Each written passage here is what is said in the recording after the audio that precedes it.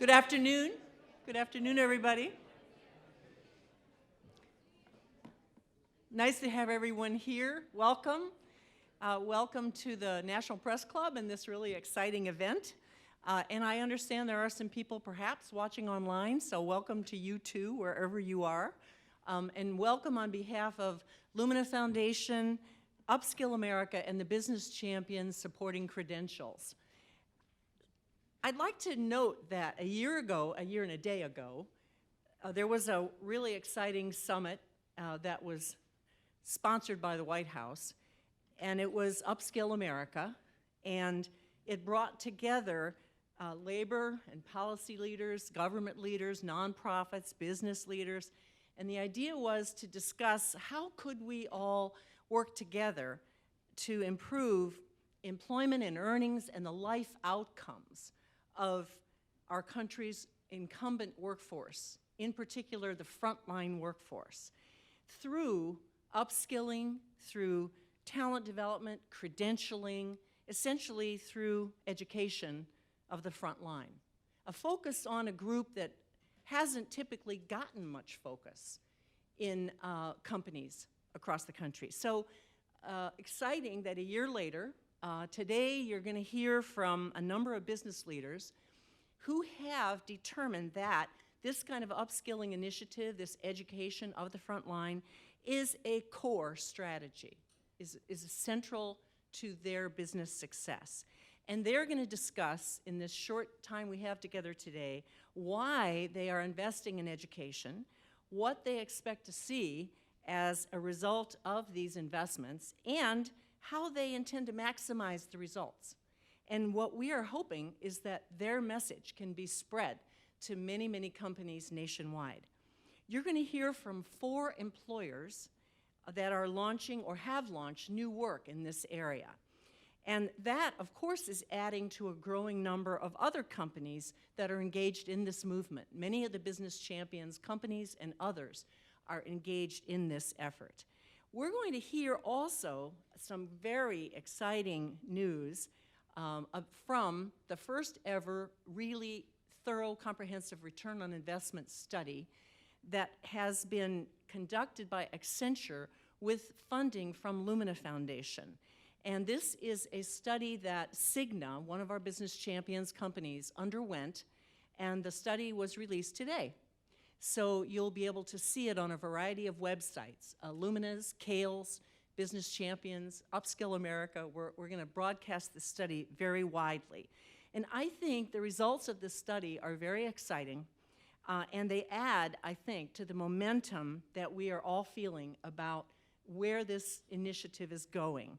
The return on investment for Cigna is very positive, not just in terms of managing talent better, but for the bottom line of the business, and that's the exciting news.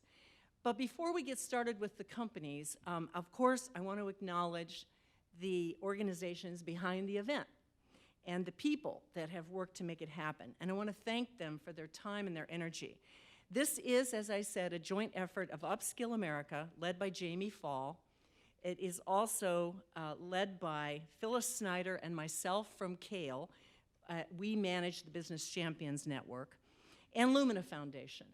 And all 3 are here today. Lumina is represented by not only Haley Glover, who is the mastermind of the event, but Danette Howard, Vice President for Policy and Mobilization at Lumina. And we are especially grateful to those of you from the business community who took the time to come this afternoon and share your stories and your experiences with upskilling the front line. We know how hard it is for you to get away, and we appreciate your willingness to share what you have undertaken in the hopes that it can spread to other people.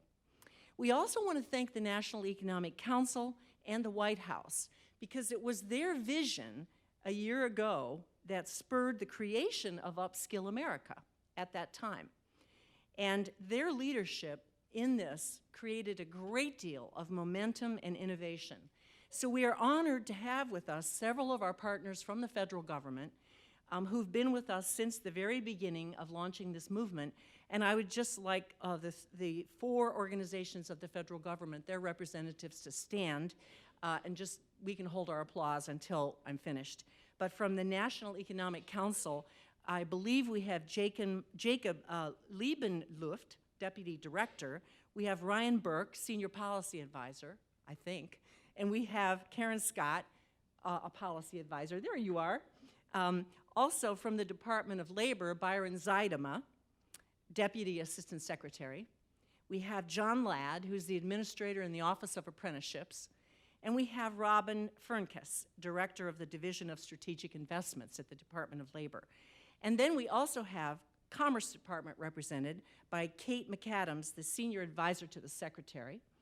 And from the Department of Education, I think we have Johan Juven. There you are, Jovan, Acting Secretary for Career, Technical, and Adult Education. So we want to thank our federal partners.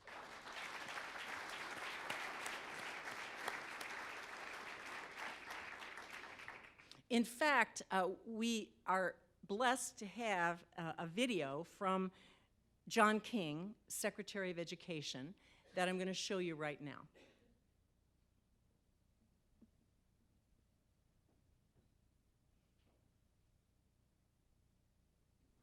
Hi, I'm John King, U.S. Secretary of Education. Across the country, we know that about 2/3 of adults with low skills are employed. This means that improving adult skills is everyone's business and in everyone's best interest. Serving adult learners who also are working and trying to make a living cannot be done simply through education alone. It takes all of us working together to address the challenges that adult learners face. Adults need the opportunity to earn and learn at the same time. Earn and learn strategies provide contextualized and job-driven educational experiences, which we know make up a critical part of an effective learning strategy for adults. These experiences provide adults with income, hope, and pathways for advancement. Through Upskill America, employers are validating this strategy. That is so important. The Workforce Innovation and Opportunity Act, passed in July 2014, also is fundamental to this work. This act is the most significant reform of the federal adult education and workforce development system in over a decade and presents tremendous opportunities to change the way federal systems coordinate with the business sector. We are proud to partner with the Department of Labor to support successful WIOA implementation. The law gives us a framework to create a comprehensive, accessible, high-quality workforce development system for all individuals needing education and employment services. And this framework is customer-centered and offers truly integrated service delivery for employers. Moving forward, we must work together and across sectors to develop the talent of all people in our country, including our adult learners. The economic data are clear. Those adults with industry-recognized credentials and college degrees are likelier to have a better chance at entering the middle class and leading thriving lives. Adults with only a high school diploma or less suffered more and had a more difficult time rebounding from the Great Recession. We can't afford to have the Great Recovery leave them behind. America's greatest resource is our incredible people. Our people are responsible for our nation's productivity and global competitiveness. Many workers are parents, also raising our next generation. We must help everyone to achieve their individual potential so that we as a nation can achieve our collective potential. Thank you, and enjoy the rest of the anniversary celebration.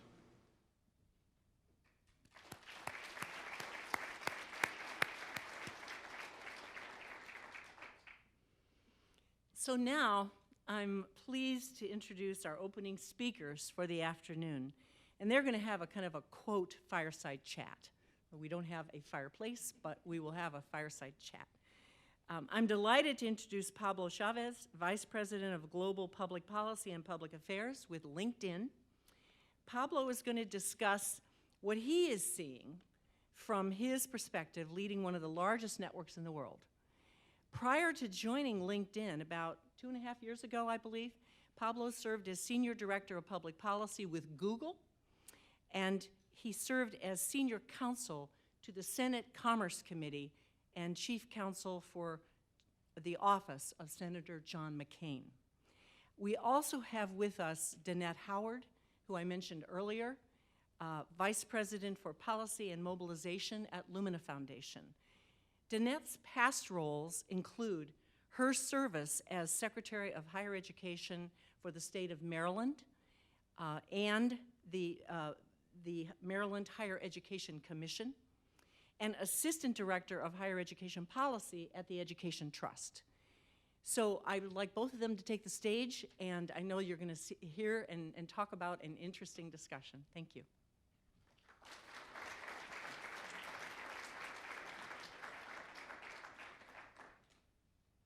Job one is to not fall off the stage. Good afternoon, everyone. We are thrilled and delighted that you've been able to join us for this conversation today, and I've been looking forward to my conversation with Pablo for quite some time. But before we dive into that, Pablo, I want to say just a word about Lumina Foundation for those of you who may be unfamiliar with our work. Lumina Foundation is the only national private foundation that is committed solely to increasing post-secondary access and success. Our work is organized around one single, quantifiable, time-limited goal, and that is that by the year 2025, 60% of Americans will hold a high-quality degree, certificate, or other post-secondary credential. So everything that we do at Lumina is designed to help the nation get traction toward that goal. Now, we understand that in order to meet that goal, with just less than 10 years to go now, it's really an all-hands-on-deck equation, and employers are a very important part of that scenario. And so part of what we want to talk about with you today, Pablo, is really what you've learned at LinkedIn about the state of employment in America and the role that employers can play in helping us reach that goal. So employers are not only the beneficiaries of a workforce that's going to require a different and enhanced skill set, but also investors. Employers invest billions of dollars each year in education and training. Over 1 million employees take advantage of the support that's provided by employers. And so we want to make sure that those employers' dollars are being used strategically. Haley is giving me the sign that I need to make an adjustment here. I think it's one of these things where, like, when you turn. Yes, so I just need to kind of stay like this. I would be looking straight at you the whole I time. appreciate this. Thank you. Yes, let's just take that off. Thank you. Okay, so before we get into the questions, Pablo, can you tell us a little bit about your career path and how one becomes the Vice President of Global Public Policy at LinkedIn? So tell us what you did before assuming this position. Thanks so much, Danette. Sure. Really appreciate the opportunity to be here. I'll take 2 minutes to talk about that, and then we can transition to kind of the bigger picture of what we see is going on with the labor market. The truth of the matter is that I looked into this job, and essentially I think I did what a lot of people are doing today. I think we see a lot of millennials doing today, which is just a lot of networking and talking to people and getting ideas about, what could you do? What might you be able to do? What are you kind of qualified to do? And maybe if you took a couple of extra steps between now and that point, what would you be able to do? So truly for me, it has just been a matter of making sure that I keep my network, I keep talking to people, keep getting ideas, and not lose touch of the fact that ultimately this is about just kind of having relationships and having connections and being friends with other human beings and keeping your ears and eyes open. Great. So at LinkedIn, you sit in a very unique position within the employer ecosystem because you yourselves are an employer, but you also sit on this treasure trove of incredible data that tells you a lot about different employment paths. And you also kind of know a lot about some of the trends that are happening in terms of employment. We hear a lot about millennials being different workers than others. So what would you kind of assess as the current state of employment, and what are some of those interesting trends that you're seeing? Yeah, absolutely. So first of all, congratulations to the Lumina Foundation, Upskill America, Business Champions. This is it's an amazing event. I look around and it's like, you guys should be up on stage.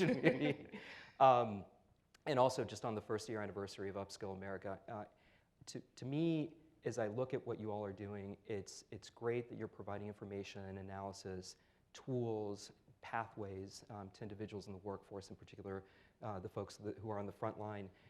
But probably the most important thing that I see is a little bit of an outside observer is that you're laying down the foundation for really what is a culture of upskilling. And I think that that is a tremendous thing for American society, to be able to really embrace this, and for employers and to workers together be able to take this and really make it a foundation and a part of the workplace. So congratulations on that.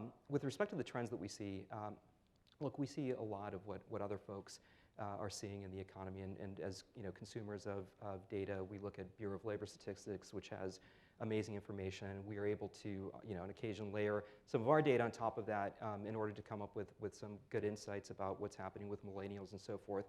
But from a big picture perspective, and I'm sure that I'm saying something that most of you know already, if you look at the American economy, right now we're at about 5% unemployment, which is tremendous news.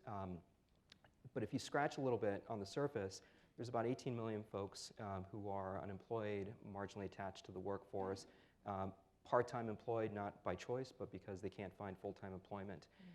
And that's one side of the equation. On the other side of the equation, we have about 5.4 million jobs that are available in America today. And it's something that, as the political conversation turns to, trade agreements and so forth, one of the things that we're hoping is that we can really look at those two numbers and realize that there's an opportunity to match up the folks who need opportunity with the opportunities that are available. Having said that, our position is probably better. What we see is that we're probably in better shape than many other countries throughout the world. McKinsey Global Institute recently published a study that suggests that something like 30 to 45% of the global work population is underutilized. Again, they're unemployed and so forth. That's a tremendously large number. Just in the top 5 economies that McKinsey looked at, it was about 850 million people who were in that category. And then if you drill down at youth unemployment, there's still countries that have South Africa, Greece, Spain, 50% unemployment rates, and no real solution in sight. So again, back to the point about creating a culture of upskilling, I think what you guys are doing is really creating this foundation and also looking at these opportunities, that 5.4 million number and that 18 million number, and trying to put those two together, which is a great thing. And so can you say a bit about some of the things that we've heard or read regarding the ways that millennials interact with their employment opportunities? Right. We've heard about the gig economy, people kind of not holding one full-time steady job, but a number of different jobs and piecing them together. Yeah. Do you see any evidence of that via LinkedIn? Absolutely. So again, look, LinkedIn's data, you have to approach these things with some humility. It's not perfect. It doesn't give you a full picture of the economy, but it gives you a different perspective on what's going on and lets you layer a perspective on top of BLS and other sources of data.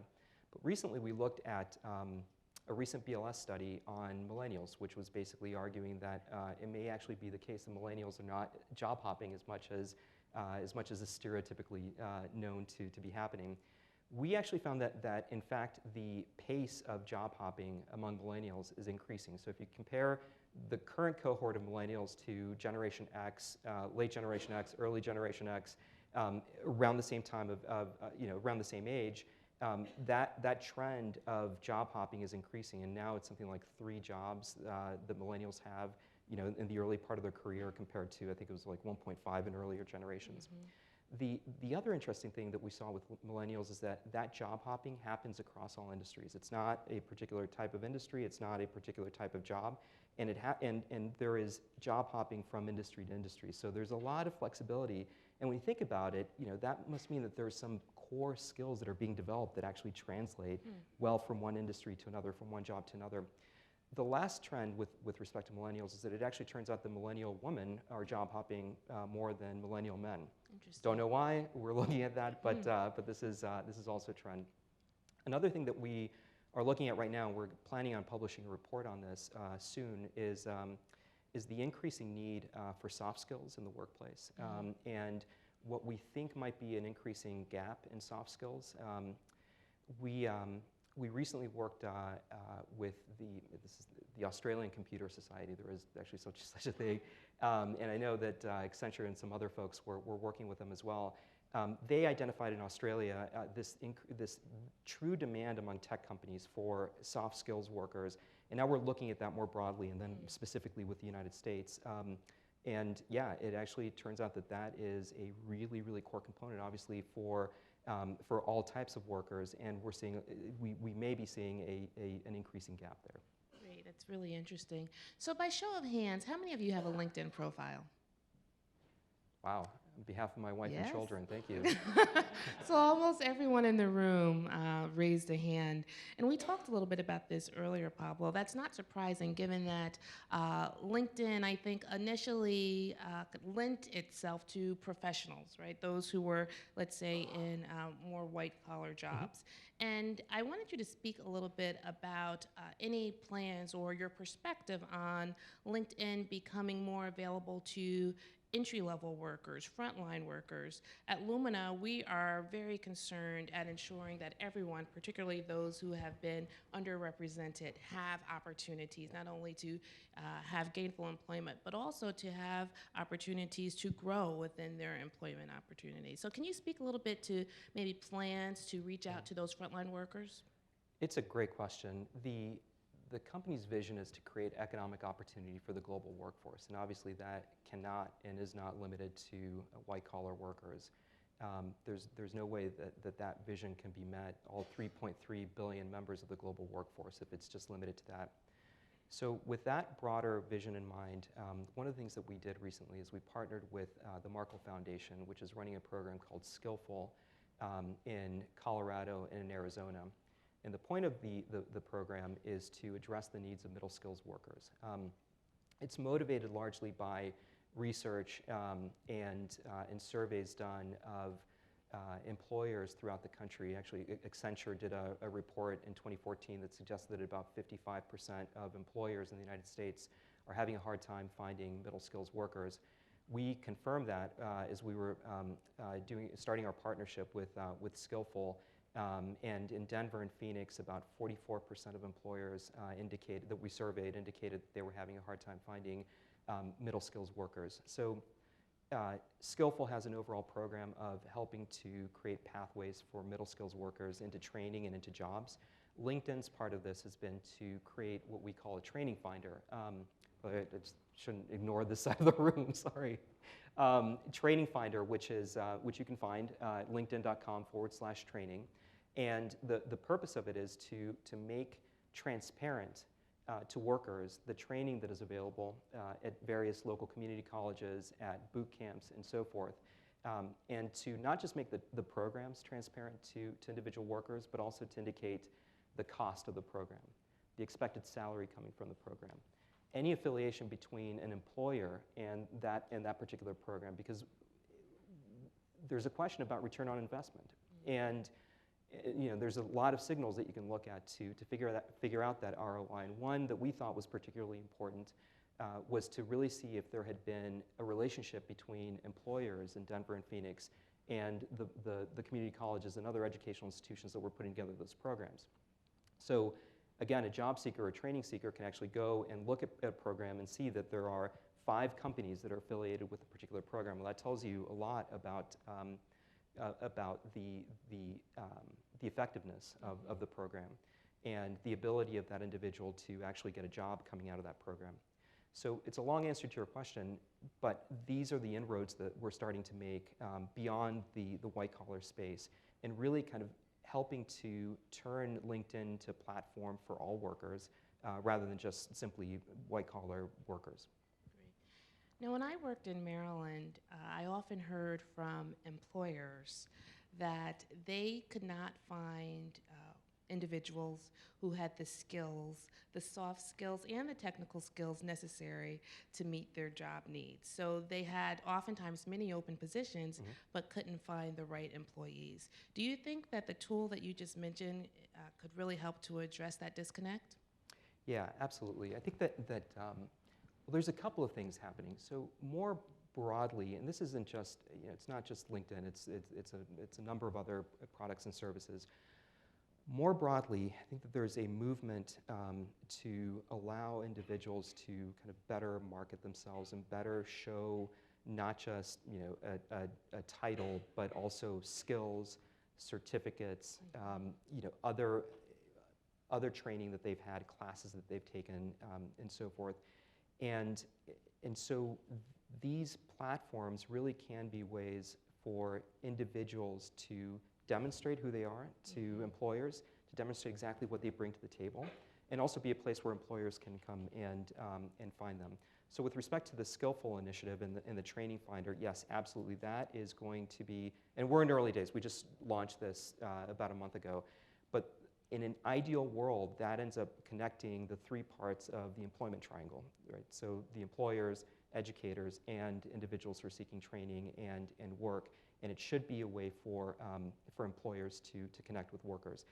Having said that, one thing that we find that is very, very important is not just employers connecting with individuals, but also employers connecting with educational institutions. Again, as I mentioned before, we think that one of the bigger value adds of the Training Finder is prompting a conversation between employers and educational institutions, between employers and community colleges and other organizations. And because it's that conversation and that interaction that really turns a program into an effective program that is going to result in an individual getting employed and building a career for his or her future. So, so that's kind of how we're thinking about it. Great. And you're in 2 cities right now, Phoenix and Denver? Correct. And are there plans to expand beyond those 2 So locations? we are super focused on these two cities and these 2 regions. And the reason for that is, I mentioned before, approaching these issues with humility. You jump into this, and there is all kinds of things that you thought would work, maybe don't quite work when you actually launch them. That you need to tweak, that you need to have conversations with various stakeholders, and really understand what's happening on the ground. I mean, at the end of the day, what we launched with Training Finder is not really that different from what we've seen with a lot of educational institutions, community colleges, and others, where a teacher, a professor really goes out into the community and finds out what the demand is, what skills are really in demand. What we're trying to do is do this a little bit more at scale and do it in a way that's a little bit more transparent to the 3 stakeholders. And so we'll see how it works out. What I can tell you is that we do very much plan on releasing information about the effectiveness of this, what's worked, what hasn't worked, because part of our hope is that we can actually help, again, to the earlier point about creating a culture around this, to really generate some data and some insights about what did work and what didn't work. Great.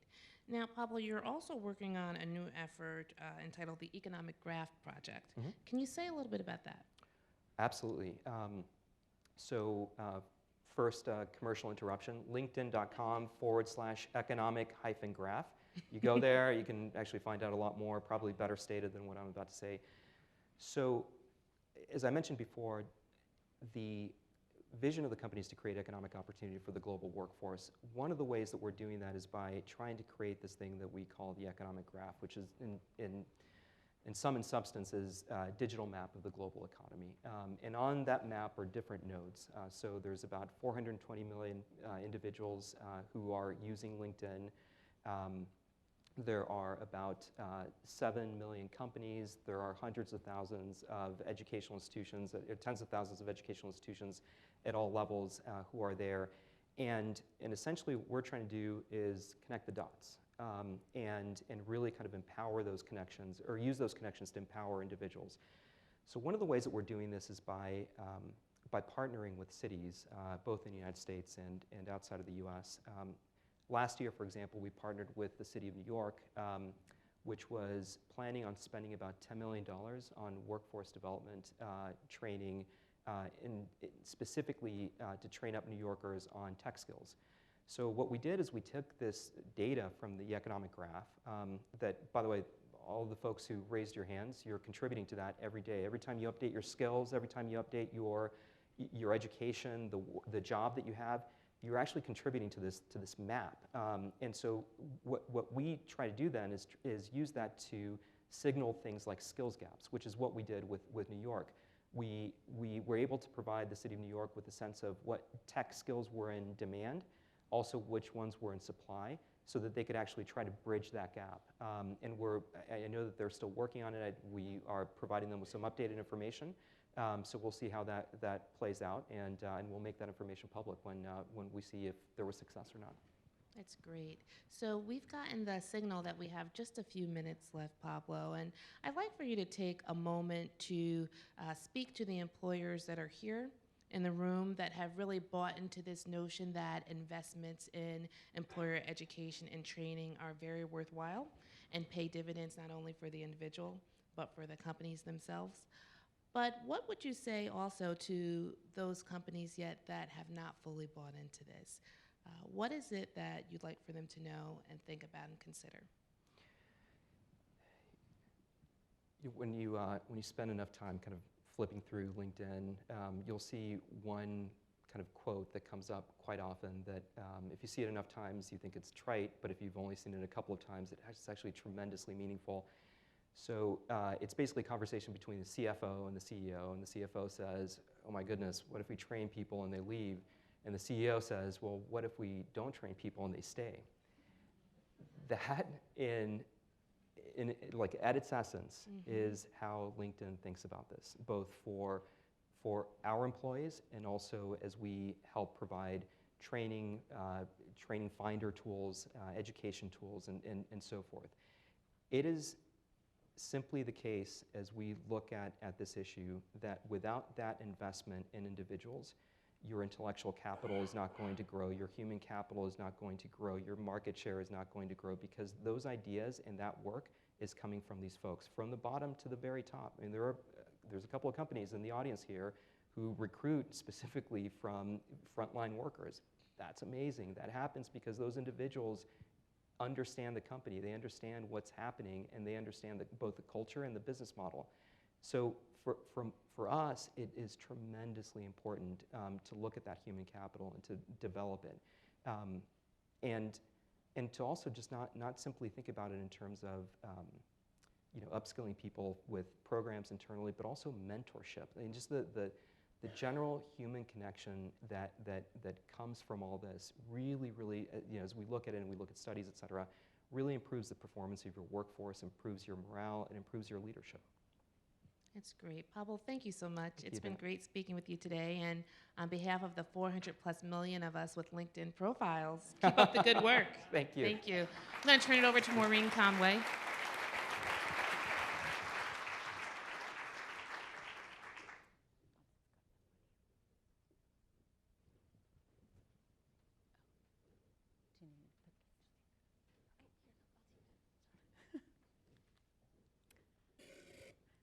All right. Well, thank you so much, Danette and Pablo. That was just a terrific way for us to kick off our afternoon here. So good afternoon. I'm Maureen Conway. I have a large microphone in front of me. I'm Vice President for Policy Programs at the Aspen Institute and Executive Director of the Economic Opportunities Program. And I just want to thank the Lumina Foundation and Business Champions for co-hosting this event with Upskill. We really appreciate your partnership on this very, very important issue. And so we're so glad to be here this afternoon to celebrate the incredible work of upskilling that businesses have been doing over the past year, to learn about some of that work and how that's been integrated into businesses and how that's been of benefit for businesses and for the workers, and to look ahead to some of the work that is just beginning. At the Economic Opportunities Program, we really are focused on what are the variety of policies and strategies that we can advance to try to help low and moderate income Americans connect to and thrive in a changing and challenging economy. We've done a lot of work over the years in workforce training. We work with community colleges. We also work in entrepreneurship and microenterprise development and asset building. And we're really focused on how people can connect to and thrive in today's economy. And Upskill America has been just a very important part of the work that we've been doing. Upskill America is an employer-led movement to expand economic opportunity for America's workers and to help our economy and communities thrive by promoting training and advancement practices to help workers progress in their careers. The foundation of Upskill is our leadership team of business organizations, most of whom are with us today and who I would really like to recognize. So I'm going to follow Pam's lead and ask people to stand as I recognize them, and then have a round of applause when I'm done. And I will start with Pam, who you already met today. Pam Tate, CEO at the Council for Adult and Experiential Learning. Phyllis Snyder, Senior Advisor for the Council for Adult and Experiential Learning, I believe is also here somewhere. There's Phyllis. And our partner at Business Champions, Supporting Credential Completions, our co-host today.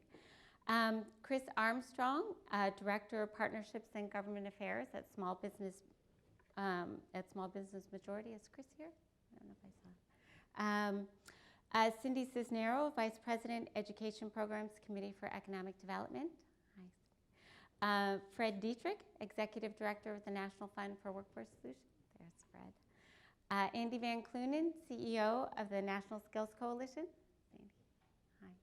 And John Colborn, Director of Skills for America's Future, which is also part of our Economic Opportunities Aspen Institute constellation. And the HR Policy Foundation is represented today by Mike McGinnis, Executive Director of Jobopedia. So let's give them all a round of applause.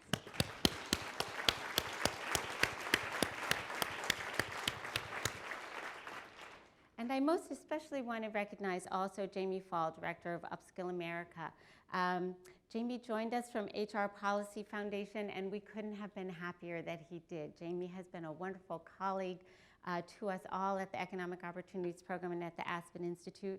And under his leadership, we've really seen Upskill America grow from being an event to a real movement with many more employers involved and with many more frontline workers benefiting.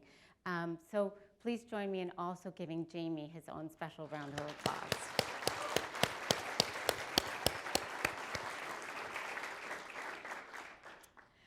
So throughout our time this afternoon, you'll be hearing from some speakers who will be profiling the upskilling work of their companies. Each of these profiles was selected because they have a noteworthy story to tell, a story that deserves recognition. But there are many others in the audience whose stories deserve to be told as well. And we just didn't have enough time to tell all the stories, which is a great thing, right? So, as we thought about it, well, Jamie said we should have an open mic event for telling the stories, but somehow that idea didn't win. I don't know why. So we do hope that you keep in mind that these are just a few of the stories that we could have chosen from. We'll have a reception at the end of the day today, and we hope you'll connect to other people and hear more of their stories. And also we hope that you will have a chance to go to upskillamerica.org, where there are a variety of tools, best practices, news, and resources, and a lot of great information there. So now I'd like to introduce our first upskilling profile, and our first upskilling profile comes from Philip Smith, a Chick-fil-A franchise owner in Weatherford, Texas.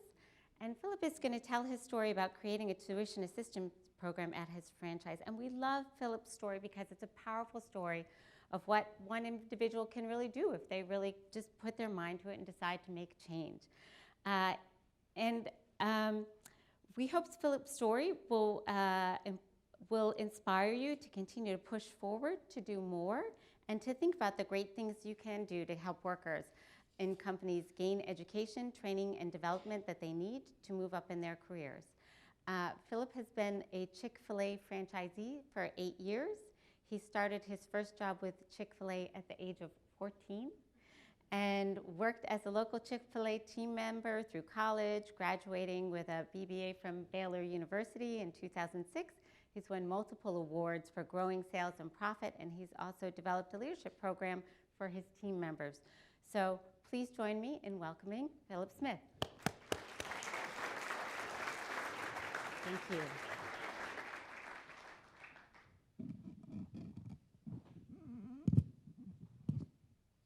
Hi, good afternoon. It's an honor to be here. First, I'd like to thank Lumina Foundation and Business Champions for hosting this great event and for Upskill America for inviting me to speak. As Maureen said, my name is Philip Smith, and I'm with Chick-fil-A. When people hear the name Chick-fil-A, they typically think of a large a large corporation. However, we're truly a large group of small businesses. In fact, Chick-fil-A's business model is local ownership of a meaningful brand. We have over 2,000 locations operated by 1,500 franchisees. We have a presence in 43 states, and last year we collectively did $6 billion in sales. One of those 2,000 restaurants is mine in Weatherford, Texas. Weatherford's about 30 minutes west of Fort Worth. And if you haven't heard of Weatherford, that's okay. We still are on dial-up internet, so we'll catch up with you one day. I live there with my wife, my beautiful wife, Tara, and our 2 children. And we relocated there from my first franchise in Norman, Oklahoma. I spent 5 years in Norman, Oklahoma, and then relocated to Weatherford. Prior to that, I managed corporate locations for Chick-fil-A, but my first experience with Chick-fil-A was working through high school and college at 2 different restaurants.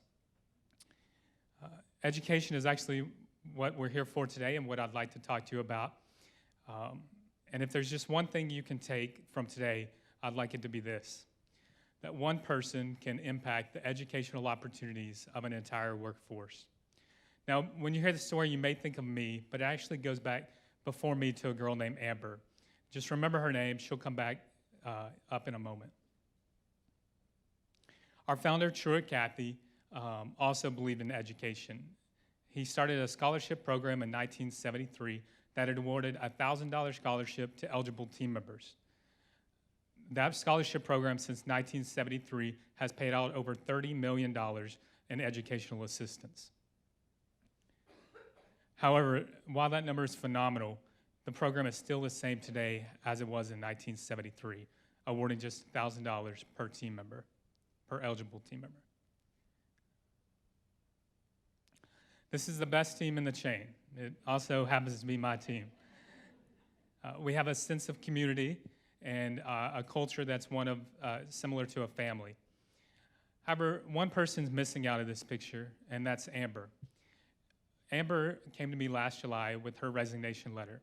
It was quite a surprise. As I said, we're a sense of family. It was as if somebody was leaving the family. For her length of employment, she had been a great team member, a quick learner, and had a servant spirit. Her resignation letter told me one thing, and that was that why she loved working here. She was leaving to go to Best Buy because they provided an educational reimbursement program. Now, I'd heard of plenty of companies that offered reimbursement programs, but they were all very restrictive, either requiring a specific college, a full-time workload, or a specific class of team members, such as leaders. But what I found with Best Buy's was that it was the most no-strings-attached policy that I'd seen. After 6 months of employment, you were eligible for the benefit. It provided $3,500 as long as you worked 32 hours per week. And then, of course, the grade requirement. Now, the difference between Best Buy is they're a large corporation, and I'm a small business with a total of 65 team members. I have 49 full-time equivalents for those of you in the HR, but we can talk about ACA another time. So what we needed to do was team up with, so I knew I couldn't do 3,500, but perhaps there was a number that would be beneficial to team members, but also allow me to provide that benefit. As I researched multiple different companies' policies and then talked to other franchisees, one thing was clear, and that was that each of the franchisees wanted a different plan. What works for me is not going to work for the other 1,499 entrepreneurs. We are trying in a different time of our career, have a different demographic makeup of our team, and would need different requirements. So I found a company in Quizzic who was able to create a customized solution for franchisees. They can support all 1,500 of us through that custom solution. They created a website portal for team members and franchisees. The franchisees have a framework policy, and then they get to make certain selections. So these are the selections, and this is what my policy looks like. So I took Best Buy's and made it even less restrictive. So employees are now eligible after just 12 weeks of employment. They only have to work 24 hours to be eligible, and then the dollar amount is $1,000. So $1,000 per team member who qualify.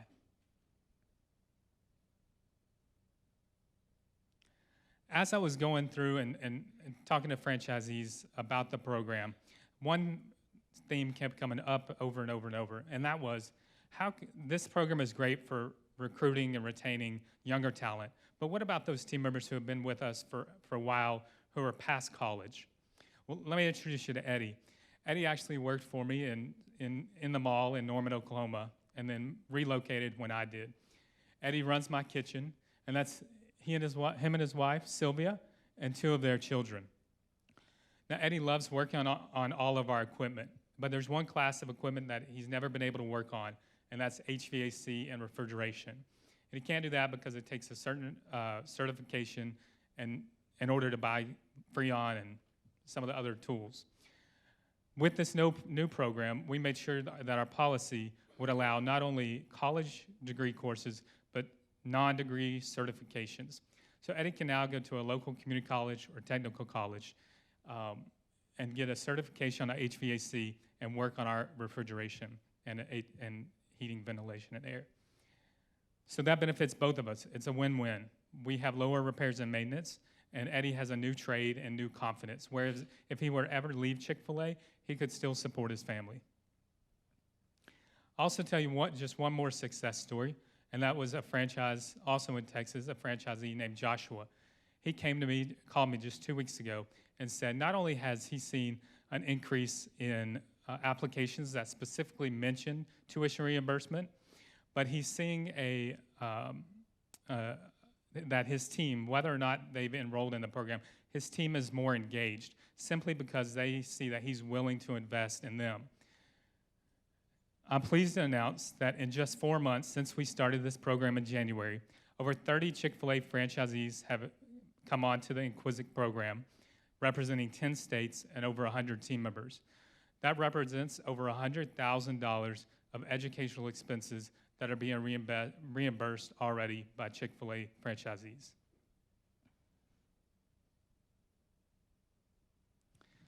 So 2 things I ask myself every day is what can I do to create a remarkable experience for my guests, and what can I do to create a remarkable experience for my workforce and a remarkable workplace for my team.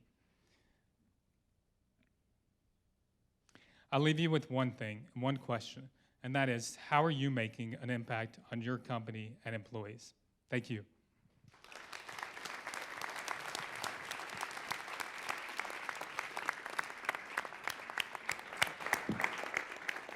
I don't need this. Thank you so much, Philip. That was really wonderful and a great example for us to start with. So we really appreciate your sharing this story. And unfortunately, I think you're going to have to leave us soon. So thank you for. Okay, great, good, excellent. I'm glad you're sticking around because we have another great session coming right up. So I would like to welcome to the stage our next panel with 4 exceptional learning leaders. This panel represents some of the most robust programming for learning in the field today, but we're not going to spend a lot of time talking about the ins and outs of particular programs. We're going to sort of pick their brains of these leaders and talk about the learning environment and why they're investing in talent, what they view as the impact on the business side of the house and on employee performance attitudes challenges. I would like to welcome to the stage Sarah Armignocco, the HR Director of Educational Initiatives at Wegmans. I don't know where Sarah is. Is Sarah not? Okay. They're on the agenda. I thought they might, you can, if I haven't said your name yet, you can still feel free. Kimo Kippen, Chief Learning Officer and Global Brand Ambassador, Hilton Worldwide. Stephen Rath-Morgan, Director, Learning Process, Innovation and Effectiveness, Xerox. Brian Poland, Lifelong Learning and Talent Development at Walmart. And today, to moderate the conversation, we have Elliot Mazie, Chair, the Learning Consortium. So I will turn it over to Elliot. Thank you. Well, thank you so much. It's wonderful when you have people on here who are chief learning officers or some variant on on that theme.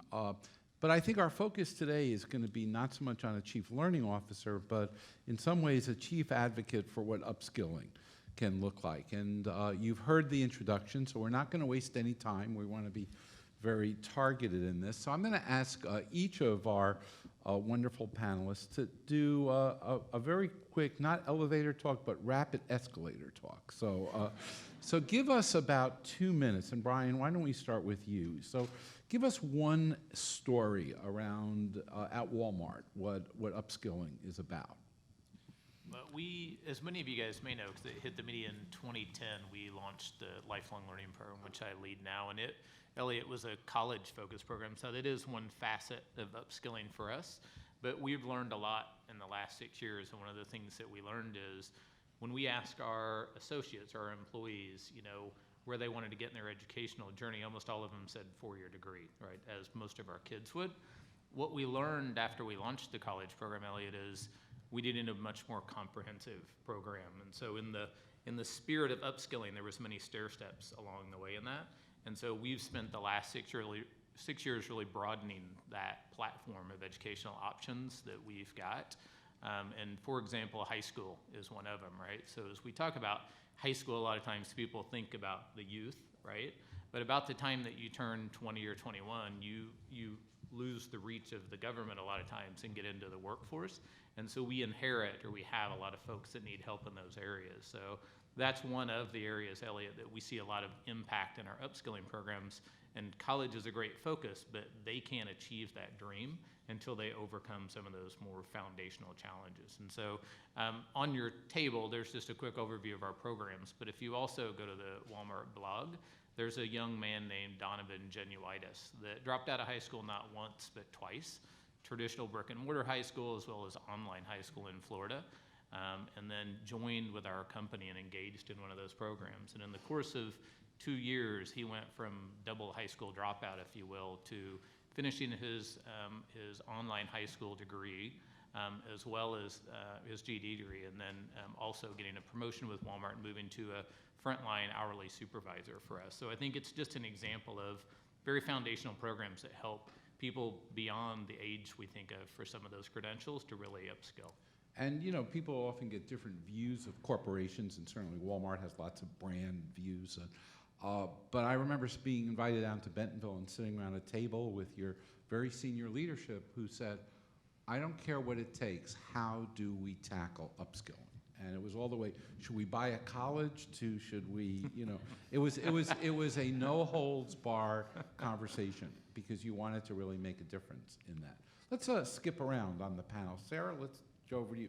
So Sarah's from Wegmans and a wonderful store all around, and I'm lobbying to get you to Albany, but Keep lobbying. Yeah, but Sarah, how does you do a lot of skilling at Wegmans in the store, but how is upskilling part of your story? Sure. A little bit of background. We have about 45,000 employees currently. A third of those are under the age of 21. So we really had a business imperative to upskill because most of our future employees come from the front line, starting at the age of 15. Our story actually started upskilling about 30 years ago, except we didn't call it upskilling. We called it talent development, people development. Back in Rochester, New York, we were kind of faced with a business crisis. In our urban stores, we had 100% turnover of our high school youth. At the same time, what was going on in the community is the high school graduation rates were only at 28%. So the question was, where were our future employees going to come from? And by the way, we were starting our first scholarship award program and didn't have a pipeline of applicants that we felt could help us grow that knowledge. So we came up with our own pilot, and what we did is we took one paid professional, we call him a youth advocate, but it's a professional mentor, and we paired them up with 30 students, and they were based out of a high school, and we said, recruit a group of 30 students who you feel with a little bit of help and connection and relationship could really make it.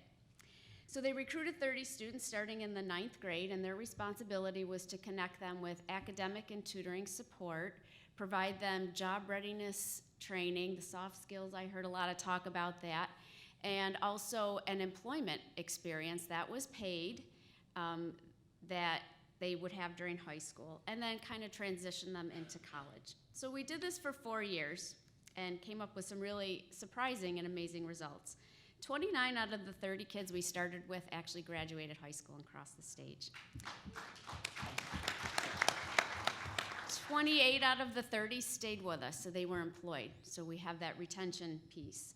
And then 26 out of the 30 actually filled out college applications and were college bound. So we knew we had something special, and we were committed to growing it because it was the right thing to do for our business, it was the right thing to do for our young people, and it was the right thing to do for our community. So we partnered with a not-for-profit community partner, Hillside Work Scholarship Connection, because this was something we needed the community to rally around in supporting all the resources. Just Wegmans as a business couldn't do it on our own. Fast forward 30 years later, what we have is 100% turnover down to 17% turnover in our urban areas, and that represents about $1 million in turnover-related costs per year.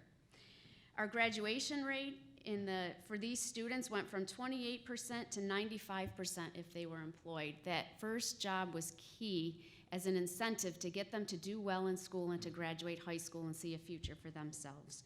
We now have workers that are equipped and skilled for our management pipeline. Many of them are probably in the stores you shop at here in Virginia or Maryland or wherever you're from. Statistically, we've helped over 5,000 students graduate from the program. We're serving another 4,500 today in high school. We're in Rochester, Syracuse, Buffalo, and Prince George's County, Maryland. My message is these are not only Wegmans' current employees, these are our future workforce. So everyone in this room is going to be impacted by this type of modeling. We believe the best investment that an employer can make in a community is in providing a young person with a job opportunity and mentoring. And we would ask all of you to think about what is it that you can do, what is it that your communities or your employer can do to make a difference. Yeah. And and one of the things that I think is true, you see it in the Wegman family and you see it in your organization, is that skills and learning is part of your culture. And you heard that key element from her, which was it's whether or not they use it here, we are actually going to create the next round of employees elsewhere as well. It's a very unselfish but economically practical thing there. So thank you very much. Let's jump down to our friend Kimo from Hilton. So what's an upskilling story that you have? Yeah, good afternoon. Aloha. My name is Kimo Kiffin with Hilton Worldwide. And I think I'd just like to, think about our business. We started in 1919, so we're coming up on 100 years.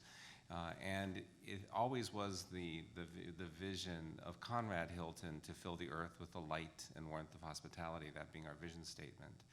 And I think what we've really been on this journey when it comes to now we've gone public, and there's been certainly a lot of good development that's taken place, is really looking very sincerely at our value proposition for all of our team members. And so our focus continues to be now to think about this, which is I am the heart of Hilton. I own that, me, Kimo, personally, to fill the earth with the light and warmth of hospitality. So you can see the connection between a very personal statement about my role to something bigger, greater than me, which is really focused around our vision to fill the earth with the light and warmth of hospitality. So, okay, that's nice, Kimo, so what? So I think the so what of all this is really a combined, when you think about skills development, obviously we're an entry, a lot of entry level. We employ a lot of people that do, at the front line with many tasks. And yet, I'm always struck by, when I speak to our group of general managers, I ask the question, how many of you started as an hourly employee? And about 60 to 70% of them will raise their hands to say, I started in this business as an hourly employee. So I started in this business as a busboy. So, what I'm just, again, trying to illustrate that there's definitely a path, and those skills that are required to get you from point A to point B are certainly present. And I think what's incumbent upon us, in this case as employers, in this partnership, so I'm thrilled that we're having this session today, in partnership with all the great organizations that are supporting this, which we must continue, is really that it takes a village. And so what I think what you'll hear is, what I'm hearing as a common theme here is that it's at that unit of one. So I appreciate your story from Chick-fil-A because it's about that individual. So I can tell you about an individual, Margarita, who started in our hotel next door up in McLean, and she started as an executive turn-down assistant, which means she turns your bed down, and didn't speak any English, didn't really, had no working skills per se, and now she's the executive housekeeper responsible for that hotel. So those are very, very similar stories, but I think what's incumbent upon us, and so we're novices at really trying to look at holistic solutions across the entire work spectrum, from really having a great place to work, that's a great environment, having a great career, so what are the career opportunities that I can have, what is the path to get me from point A to point B, and then what are great rewards, which include great recognition, great benefit, and great comps. That comes across as a holistic, integrated strategy for how we want to go do it, supported by a great deal of things that fall underneath that. But what I'm trying to illustrate is there is no single one bullet, and we're really trying to crack the code on how we can do that better. Our start on this was looking at our GED program, and I'm just thrilled with our partnership that we have with Kale to be able to do that. And now how can we expand that even further? But what I think is a challenge is, how do I do that at scale? How do I do that so that we're able to take this on a large level, in a large way, and then most importantly have good data to back this up so that we can translate that to a business context as to why this makes good business sense. You all know that, from a supply chain, on a service profit chain, that if you have well-educated and well-trained team members, that equates to empowerment, which then creates to greater levels of satisfaction, which then equates to greater levels of loyalty, which then equates to greater growth of your business, which greater relates to, greater profitability. So it's a no-brainer argument, right? It's a no-brainer argument. Yet on the same side, we need to have data to support that. So that's my humble ask, I think, from this session, is how can we do that as a collective together? Yep. Thank you. And Kimo, it was interesting, we had a meeting with Secretary Duncan in his office, and it was interesting. I remember Secretary Duncan looked over and said, what should I learn from you guys as chief learning officers? And Kimo's response was, it's not just the skills, it's everything. It's the emotional intelligence, it's the opportunity to get better, it's the opportunity to grow, and your commitment and Hilton's commitment that frontline workers are on the front line of the country, and it is an understanding. And even watching you in the hotel talk to the employees that come up to you, you're always talking to them about what's next in their I would life. just add, and think about, the celebration of this meeting together today. How exciting, when you think about really at the end of the day, what we're doing is nation building, right? This is how you build a nation. You look at all the results of any country that has a higher GDP, what does it go back to? Education, education, education. And 17% of the people in the US don't have a high school degree. Like, we gotta do something about this, people. So let's go.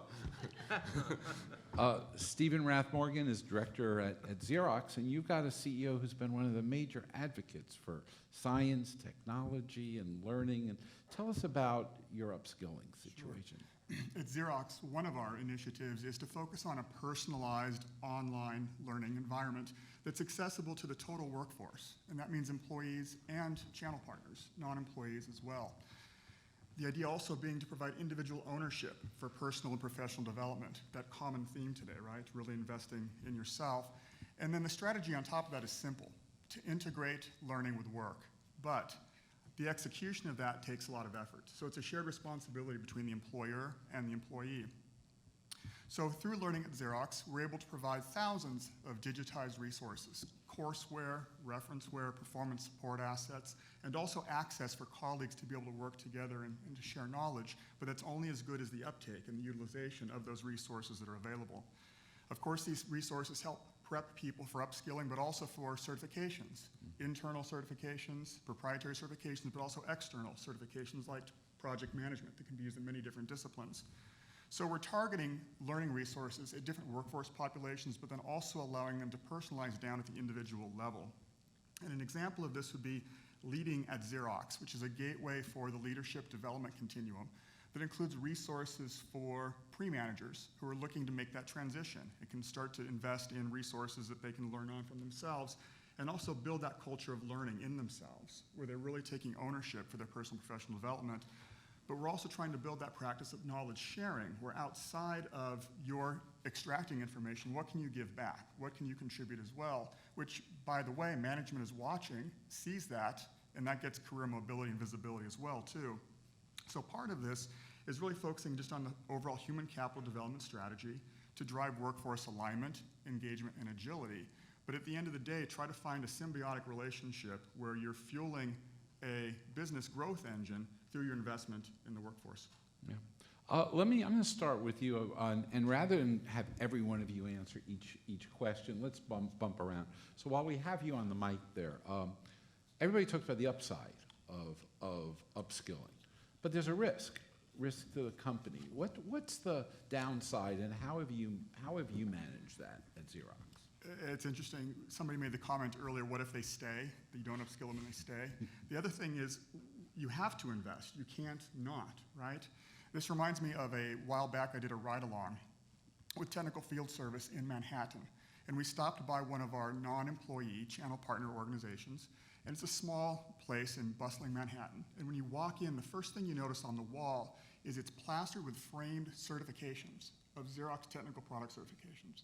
And you recognize this guy realizes the value of those certifications. And he's using that as a business growth engine for his own small business in the partnership with Xerox. And that's been a really powerful example for me of maybe we're doing something right in terms of enabling that. Brian, when you were building upskilling at Walmart, what did you have to overcome? What were either some internal mindsets or challenges or internal branding that you needed to do? I think, similar to what a lot of you have spoken about, and Elliot and I actually had a conversation, I think, in 2008 of reskilling America, right? So it's been a theme that's been going for a while, but, most large corporations or small companies have been training their folks just out of sheer business need for a long time. So as you start to broaden the platform into things other than immediate tasks you're going to do for your immediate job, it does get into a conversation with operations and finance and everybody else about why is it we go beyond what's immediately necessary. And so I think it takes some soul searching for companies to figure out what's their larger role in the community and in America to broaden it to think, well, in the long game, right, training's somewhat of a sprint, education's more of a marathon, if you will. It is the right thing to do both for the business as well as the individual. Sarah, what's happened internally with the thought about skilling or upskilling, or even if you think about your relationship with a not-for-profit, what's been the ground effect on brand for your employees? Yeah, I think one of the challenges started with our thinking that this was a program that we had to compromise our standards for, right? So we're working with this program. It's a do-good, feel-good program, and we assigned an operations, a store manager actually as the champion for this, to work with the other store managers and really establish that these students are held to the same standards as all of our employees, because they are our employees. This is our business. And it really helped us learn to be good at developing all people. So by taking a look at the structure of development with young people who came to us with challenges who we needed to address, because the people who were having challenges would leave us, but we wouldn't know why. Well, now they're here and we have to deal with these challenges, and it made us better at doing that. Our employees also began to understand that it's all of our responsibility to develop an employee, whether you're a manager or a part-time person or someone at corporate. We all have a responsibility to ourselves and to the company to develop the people that we work with. Kimo, you were talking about scale. Hilton's big. Yeah. I mean, you got X hotels, X employees, and obviously you can do it for 100 people, but how do you scale this? Get help. No, I mean, really, honestly, this is not my, this is not my, I grew up in the hotel business. This is not what my expertise is in. So I think you really have to get help.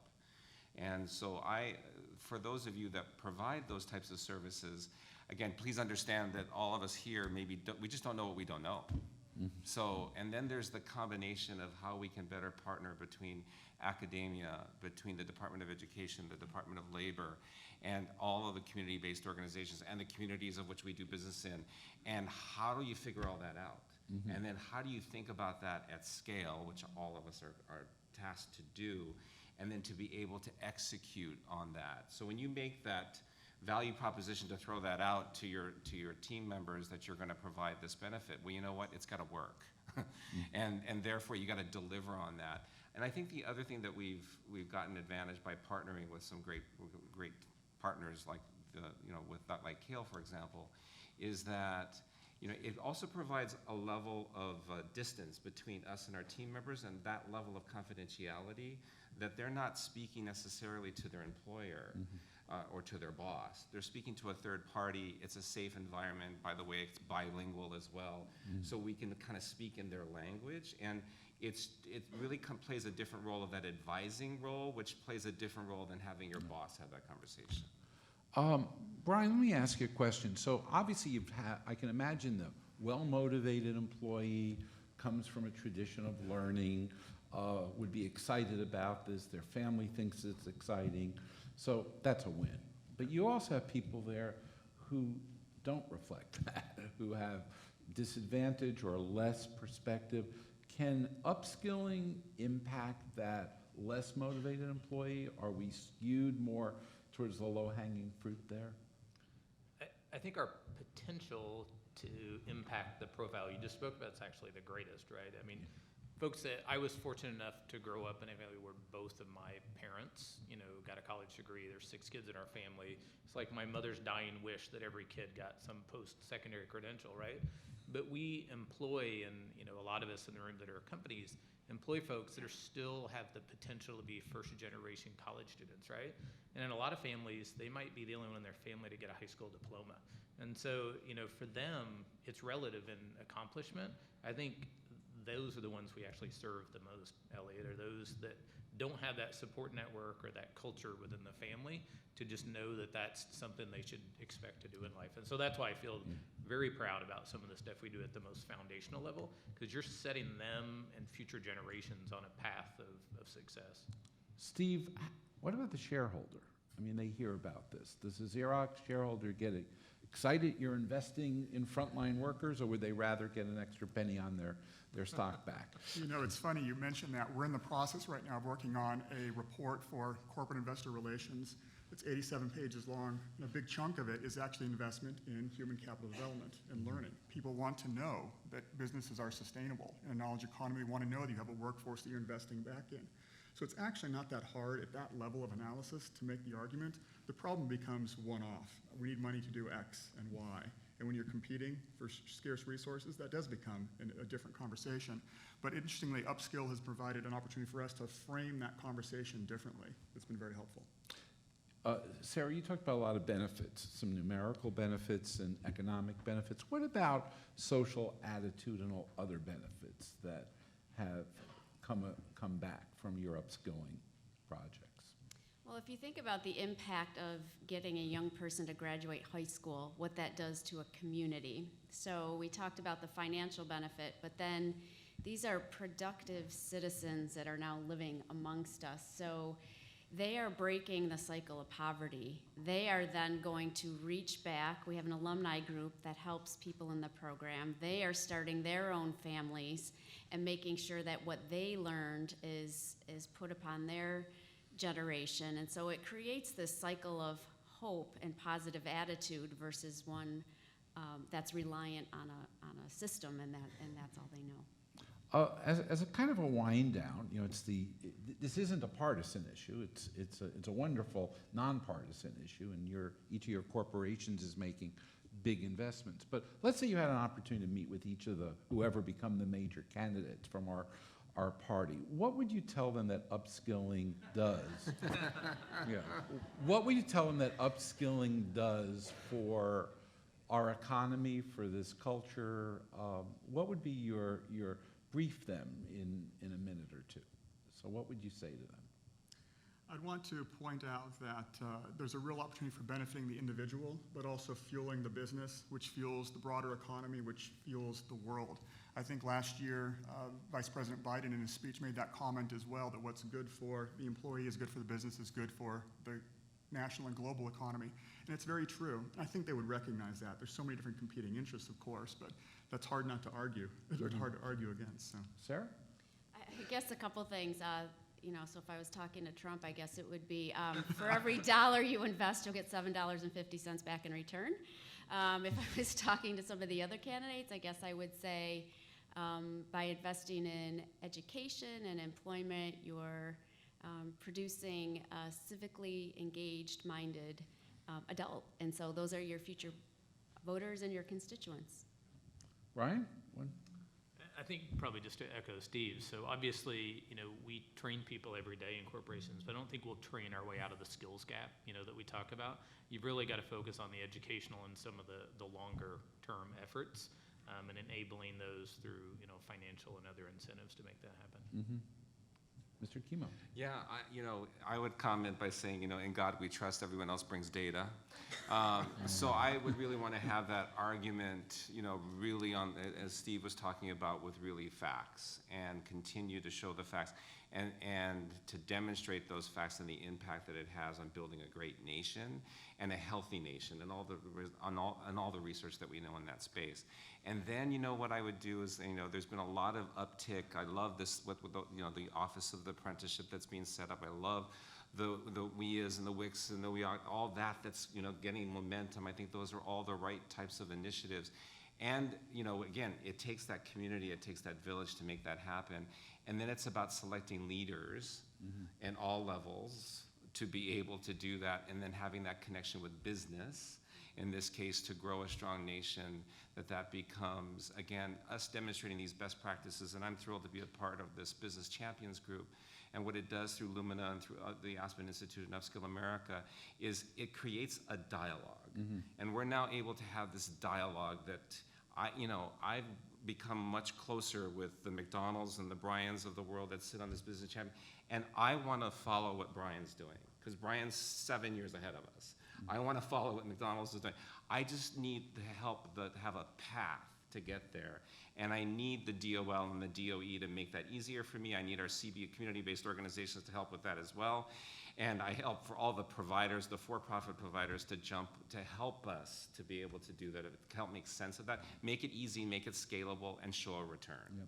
And I think what you've heard from each of these companies, and we could point you to another 40, 50 major corporations in the United States who are similarly involved, is that the role of a chief learning officer or an upskilling person is to build this interesting business case internally, economic case, and then to embrace, as all of us do in our day jobs in learning, that learning's going to happen in a variety of ways. It may happen in an apprenticeship, it may happen online, it may happen from face-to-face, and as we were talking before, people who don't get it, remind them of their Boy Scout and Girl Scout badges when they were growing up. Remind them how important those badges were to them, because as a kid, those were our upskilling elements. But there. Elliot, as I look around the corner with technology enabling how we live today, artificial intelligence and everything that we know around the corner, we already have to really thinking about the way that we're going to be retooling or reskilling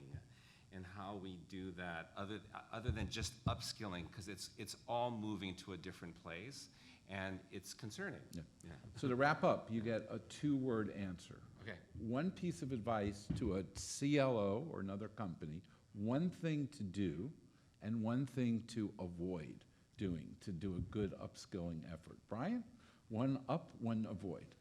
One up. So collaborate would be my one thing to do, and one to avoid. Fail to capture data on the front side. So. Steve? Do integrate learning with work. Don't underestimate how much adoption and change management is required. Kimo? Do get help, and don't, I would say you got to keep the fight. You just have to be persistent. Yeah. Sarah? I would say do find a way to say yes, and don't be closed-minded. And for me, I would say do break some of your own rules about what learning is, and don't overhype it and over-exaggerate it. Ladies and gentlemen, some wonderful organizations.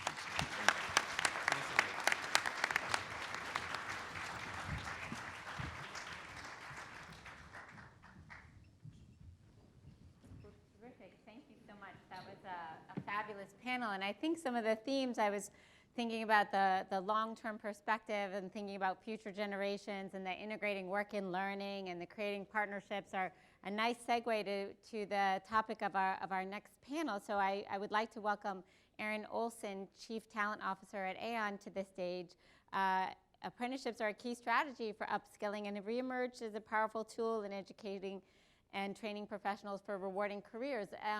Apprenticeships have been around for years, and it's one of those things that is now taking new shapes and coming in new ways. And Erin's going to talk to us about the work that Aon has been doing to expand the use of apprenticeship in Chicago. So please welcome Erin. Yeah, thank you. It's a real pleasure to be here.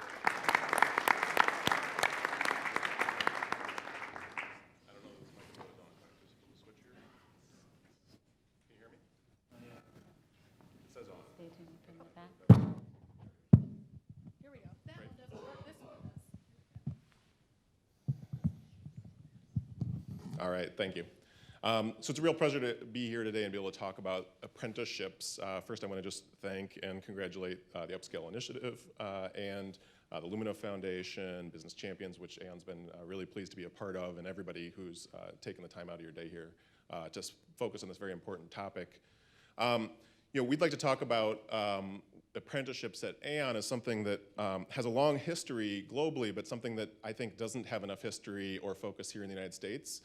Thankfully, one, though, that I see an increased focus on, and I know you are a part of that, which I think we can all help advocate for, because I really think apprenticeships are a great opportunity to rethink the way we do upskilling and to partner, as I think that was nicely described by the previous panel.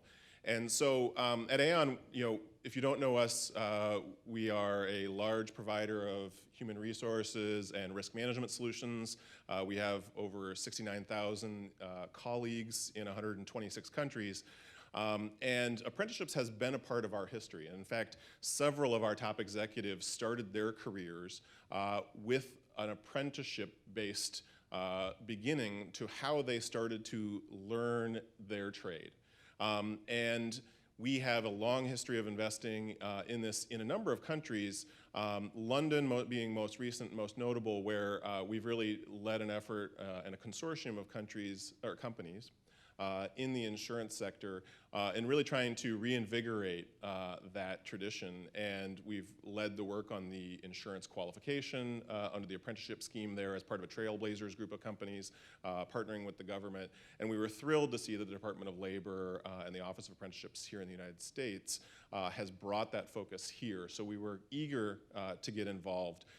We had already been working with education stakeholders in Chicago starting in 2012 as part of the mayor and the city of Chicago's efforts to really rejuvenate the city colleges, which are owned and operated by the city, and to really bring focus to each of those community colleges. We ended up partnering with Harold Washington College, which is just down the street with us and was named as the business college within the city college system, and had an opportunity to start working with their faculty and with their administration to really help rethink the pathway to employment. And that led us, in combination with our experience with apprenticeships in other countries, to really think that an apprenticeship framework and an apprenticeship scheme could really be a beneficial way for us to strengthen that partnership with our local community colleges and bring in more and an additional kind of talent that we really need in our organization. So I'd like to describe to you how we are starting to organize this as we work with a number of employers and community colleges in the Chicago area using the registered apprenticeship framework with the Department of Labor. So we are beginning what we're calling the U.S. Registered Apprenticeship in Insurance and Financial Services. This is actually already underway at one of our community colleges in the Chicago area, with a second to come online in January of next year.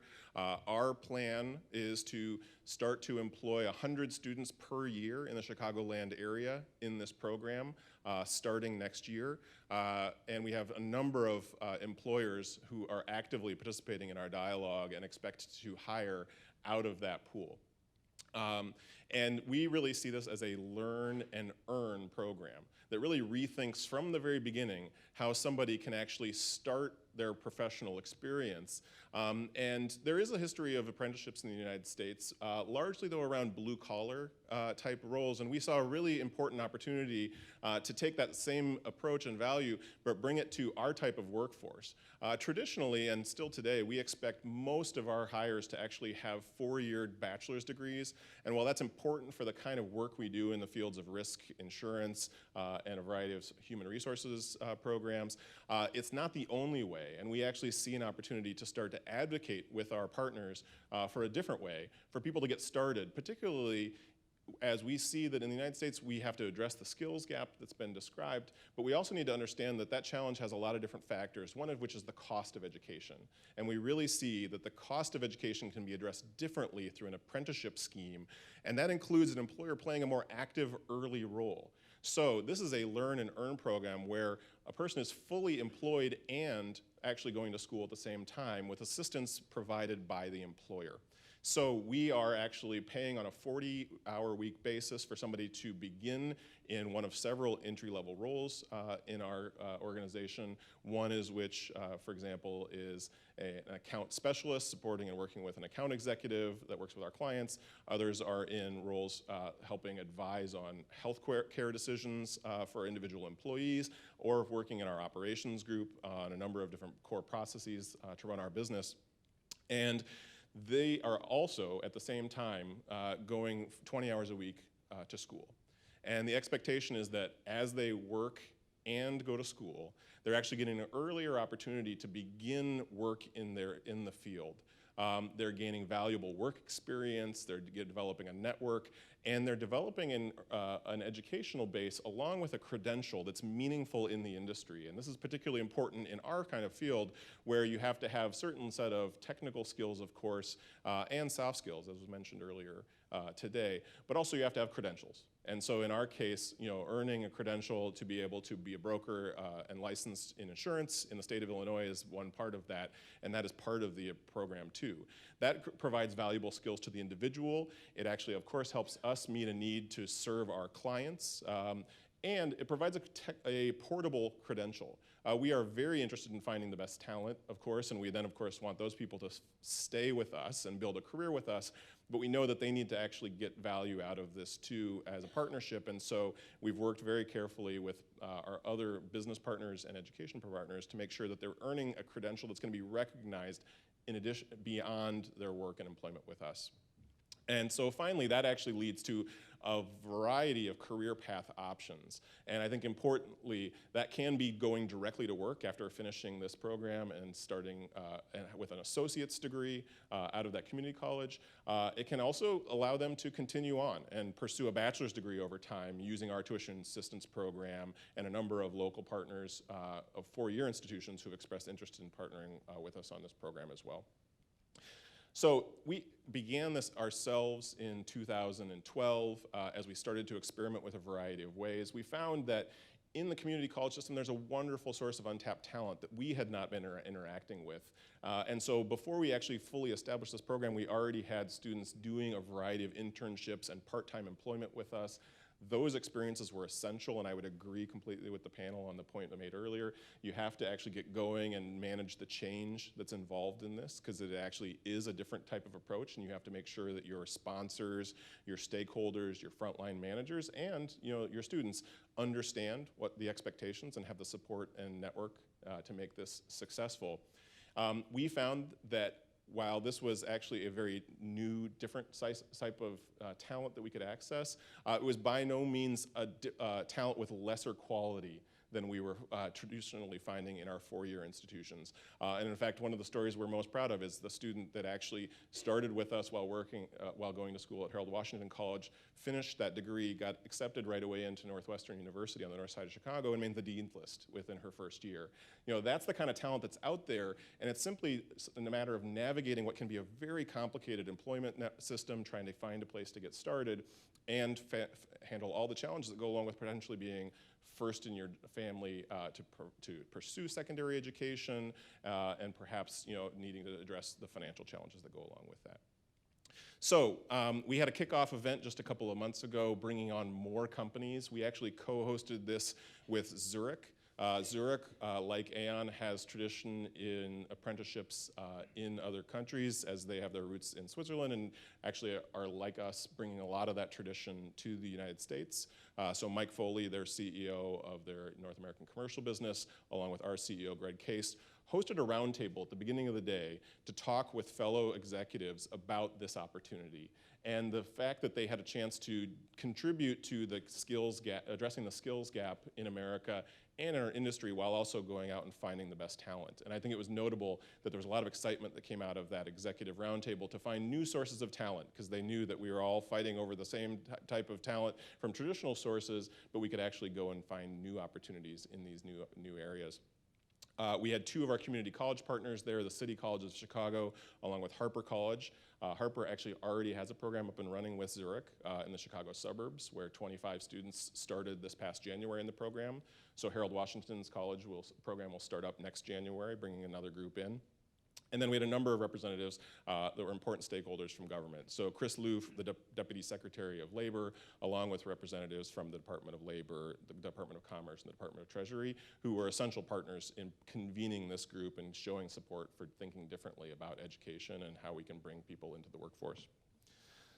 So finally, I just want to close with the case for change in how we think about upskilling at the very beginning.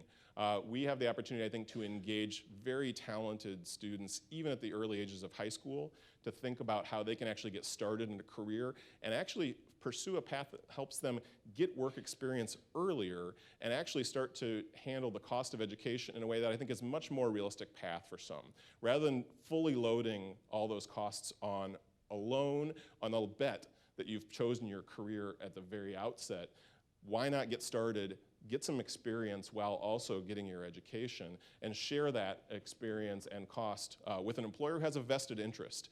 Why is the employer doing this? Because we actually see very clear benefits from these, one of which, and back to numbers, as was mentioned in the previous panel, is the higher retention rate that we see that comes from students that actually come out of apprenticeship programs. The Department of Labor did an excellent study that showed that their retention rates with employers who invest early in the relationships with students through apprenticeship programs benefit from a higher level of retention because of the affinity that comes from students who realize that they've been invested in.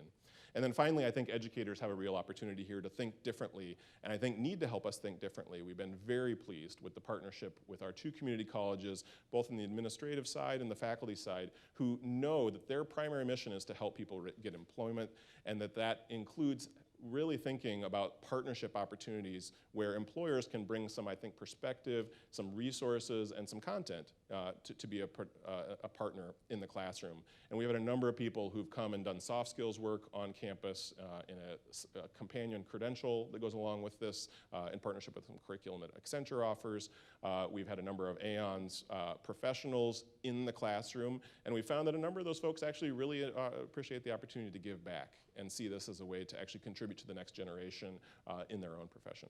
So we're very optimistic. It is still early days, but I'm really excited to see where this goes, and very excited to see the investment that's being made in apprenticeships across the United States. So thank you.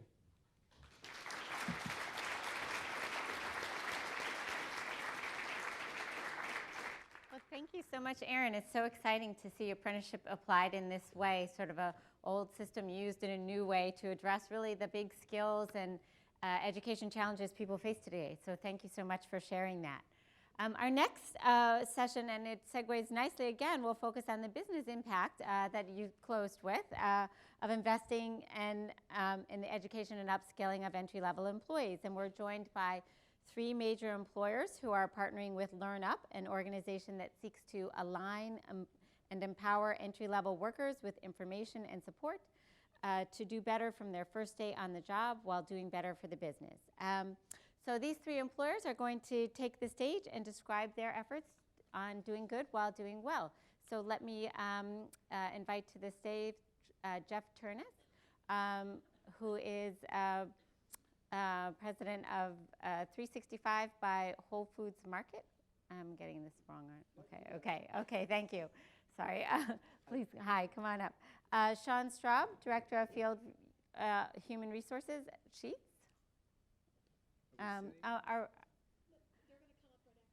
There, okay.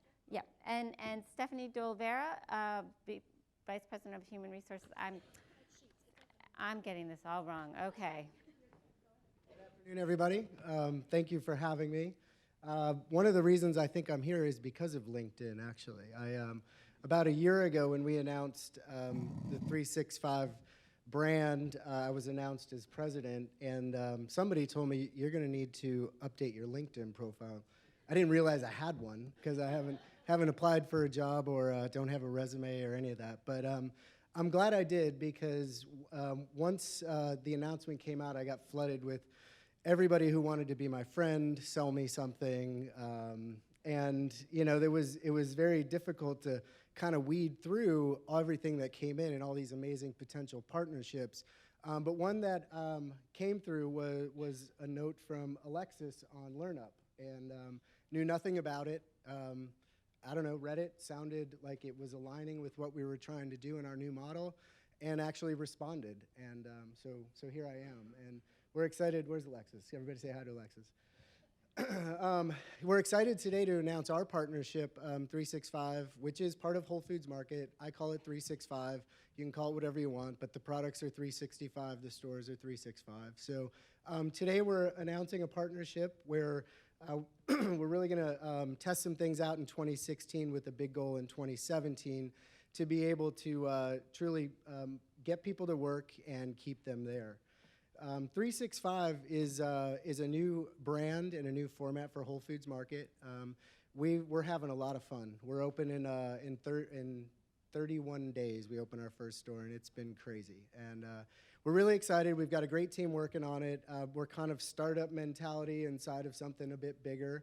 Navigating through that is difficult at times. But the biggest thing we're trying to do is create efficiencies and to find ways to take costs out of what we do so that we can pass those savings on with lower prices and reach a wider audience of people to enjoy Whole Foods Market quality standards. And so it's forced us to look at everything. Nothing was sacred. We turned over every rock. We looked at everything we did and got rid of the things we wanted to and kept the things that are really strong at Whole Foods. So you know, it goes from store development to store design to store layout to our operational model, and really trying to find ways to be efficient. And we never really thought originally about hiring, and I think through the partnership with LearnUp, it just opened up all these questions like, well, yeah, I mean, we should become more efficient in the way we hire.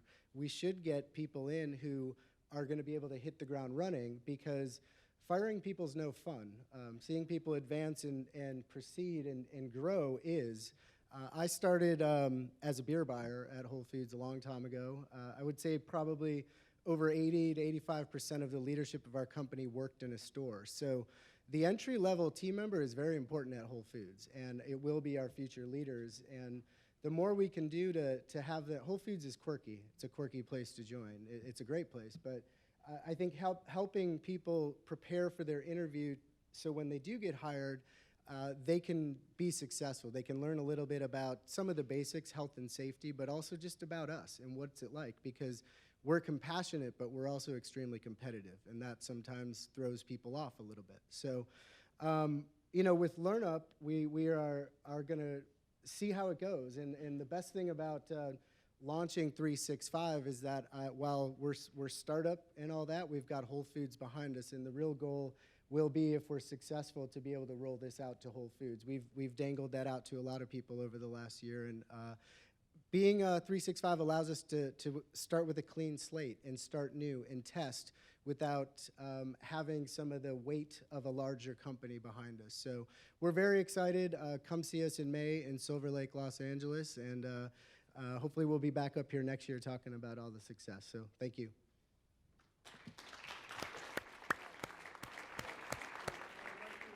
Invite Sean Straub, Director of Field Human Resources at the Fresh Market up.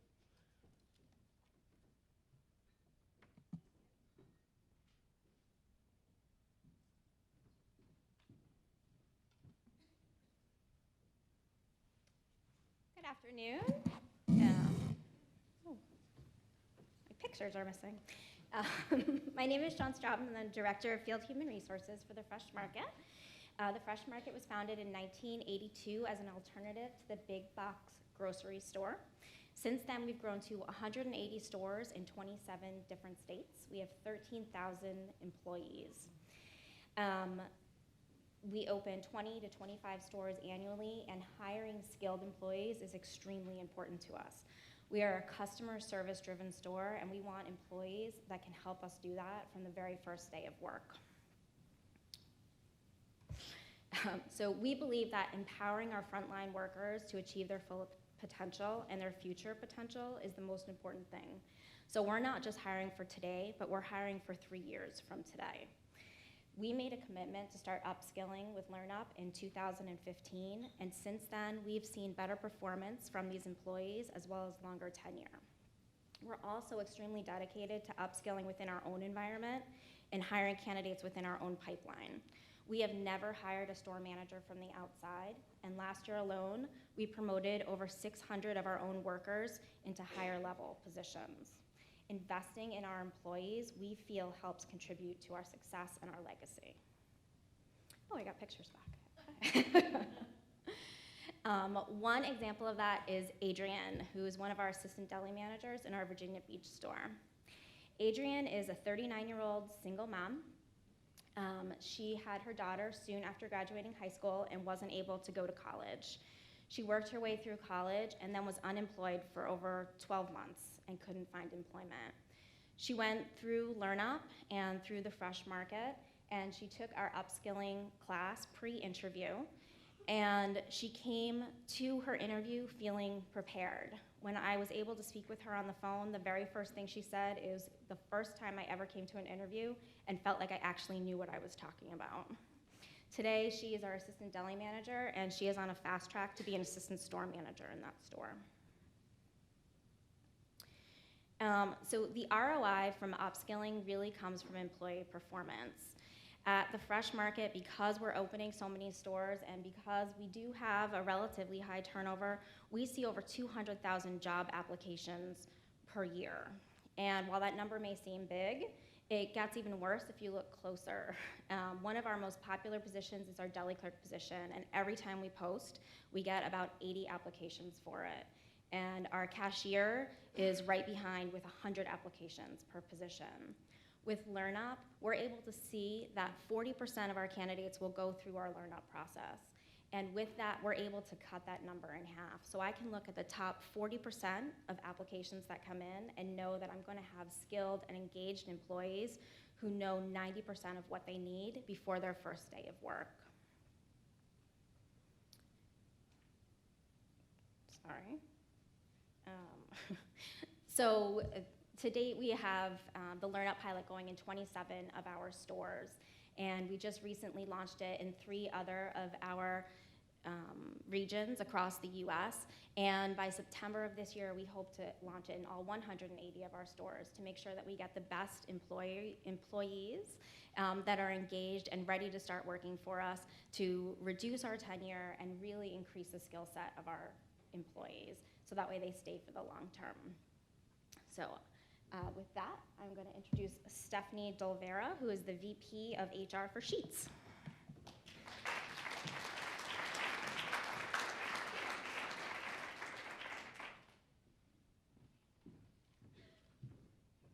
Good afternoon. In 1952, a young man named Bob Sheetz purchased a small dairy store from his father for $900 in Altoona, Pennsylvania. He believed that focusing on his customers by hiring great people from the neighborhoods would yield a great store experience. What started as one store in Pennsylvania is now the fastest growing family-owned and operated convenience stores in chains in America, with about $7 billion in annual revenue and 17,000 employees. The family operates over 520 stores in the Northeast and the South. Sheetz isn't like any other convenience retailer. We're very proud of our award-winning menu of MTO or made-to-order subs, sandwiches, salads, and other delicious foods. All Sheetz stores are open 24/7, 365. Since our humble beginnings, we've had a focus on three things: providing excellent customer service, taking care of our employees, and being a great neighbor in our communities. This year, at our annual management conference, we shared a plan to up the ante with a deliberate focus on contributing more to our employees. This plan included a $15 million investment in frontline wages, which occurred this January. In a time when many retailers are limiting the hours that they offer to their employees, we are committed to providing full-time hours to as many employees as possible, giving them an opportunity to earn more and secure health benefits. Thank you. In addition, for all employees, including our frontline employees, we offer stock ownership, quarterly bonuses, college tuition reimbursement, and you only have to work 16 hours a week, adoption assistance, and paid time off. I'm very proud of what we offer to our employees.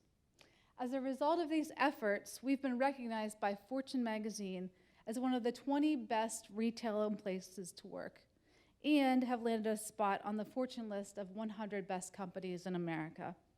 Sheetz is very proud of the great culture that's been created for the past 60 years. However, we know that paying well and providing great benefits isn't enough. An investment in training and development is paramount to our success.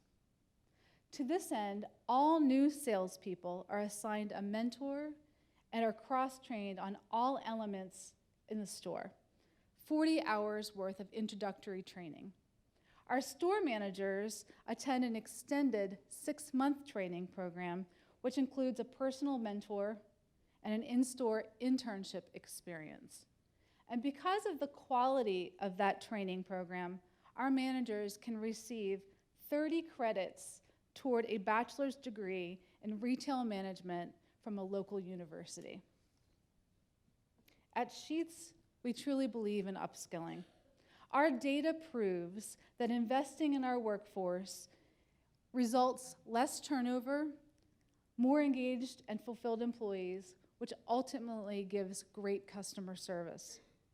This investment will help us in our quest to get to 1,000 stores. This ambitious goal relies heavily on the quality of employees that we need to hire and our ability to retain them. We believe we have the right formula for our current employees. Our future success, though, rests on finding more great people to add to our team. Upskilling and empowering people at the application stage has really been something that's been missing from our formula. Finding the right applicants who are already upskilled is definitely critical for our future success. Today, I'm very pleased to announce a partnership with LearnUp. We are confident with this new endeavor, we will empower at least 3,000 job seekers across a 100-store pilot beginning later this year. But our goal is to take this initiative company-wide, where we will work positively to affect more than 200,000 job seekers, that's how many applicants we get a year, who want to work at Sheetz annually. As I mentioned, what's important to us at Sheetz is providing excellent customer service, taking care of our employees, and being a great neighbor. This alliance with LearnUp is a win-win-win. It aids our local workforce in increasing their skills. It helps us to find the frontline employees that we need for the future. And it helps them, those will be the people who deliver exceptional customer service. Bob Sheets' dream will be realized then. To close this session, I'm pleased to share that together, Sheets, 365 Whole Foods, and the Fresh Market are committing to empower 500,000 job seekers to become hire ready by 2017. Thank you very much.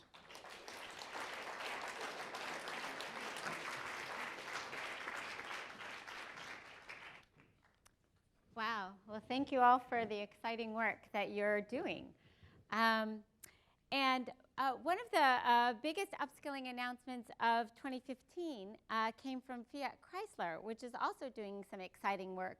Makes free tuition at Strayer University available to all 118,000 of its Chrysler, Jeep, Dodge, Ram, truck, and Fiat dealership workers nationally, as well as employees' spouses and children. So John Fox, director of the FCA Performance Institute at Fiat Chrysler, will discuss this great effort. Thank you so much, John. Thank you. Welcome, everybody. Some great things I've heard so far today. And what I would tell you is the announcements that we've made over the past year have worked very well for our dealers. The first thing I'd like to talk about is the automobile business. It's a unique business, and I'd tell you it's probably different than any other business out there. And that's because of the emotional connection that all of us have with vehicles. You can think back, some of us having a connection to our first car, some of it maybe our current vehicles, and I probably need to use this as well, but, and some of us have toys that we like to drive around. There's one on the screen right there, and that one's mine. But quite honestly, the business is about cars, but the true driver is people, right? People, passionate people that help design, build, sell, and service vehicles. They're the ones that make a difference. And I would tell you that while our business is changing, technology is driving new things, new processes and new performances in vehicles. It's still going to be about people. The challenge that we have is how do we take these new technologies? Imagine 20 years ago, you turn on your cruise control and you pay attention to the vehicle in front of you. Today, your cruise control, adaptive cruise control, can actually monitor the distance between you and the next vehicle. When that vehicle comes to a stop, your vehicle comes to a stop. Who would ever imagine?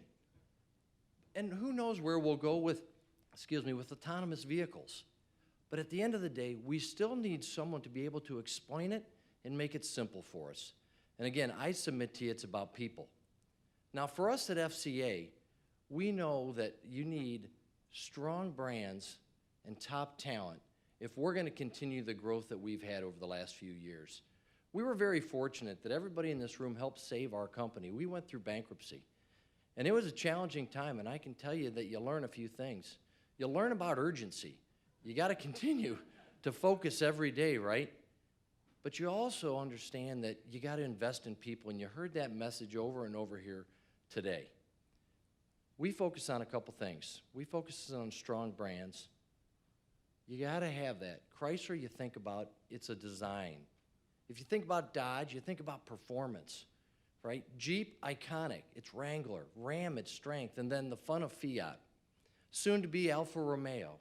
So a lot of fun things. But at the end of the day, those brands don't go anywhere unless you have dealership personnel that interact with you on a day-to-day basis. You go into your local dealership and you interact with a sales consultant, a service advisor, possibly a technician. So how do our 2,600 dealers across the country grow as we face a 30% growth rate over the next few years? And that's truly where my story begins. And that begins with finding an innovative partner on the education side. See, my belief is the way that we're going to find innovative growth is to bring business and education together. We were fortunate enough that we found Strayer University. And over the last 18 months, we have gone through an amazing collaboration, challenging each other on ideas, and we developed a program called Degrees at Work and Degrees at Work Family. So two great programs which allow dealership personnel to take courseware. There is no cost to the employee. It's not a reimbursement model, okay? They get to take their courses. They have support. They have success coaches which help them transition from the workplace to the classroom. We know that adult learners, especially working employees, need flexibility.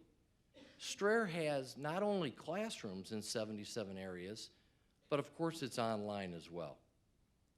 So we have taken that opportunity and launched it to our dealers. We have 200 dealers enrolled throughout the U.S., over 900 total learners to date, and that opportunity is growing. So with our stores, we feel very excited that we can take Degrees at Work and bring future employees in. Because the FCA, and I run the Performance Institute, we're responsible for dealer training. And our true goal is not to deliver product training in the normal curriculum. It's really about to attract and retain top talent.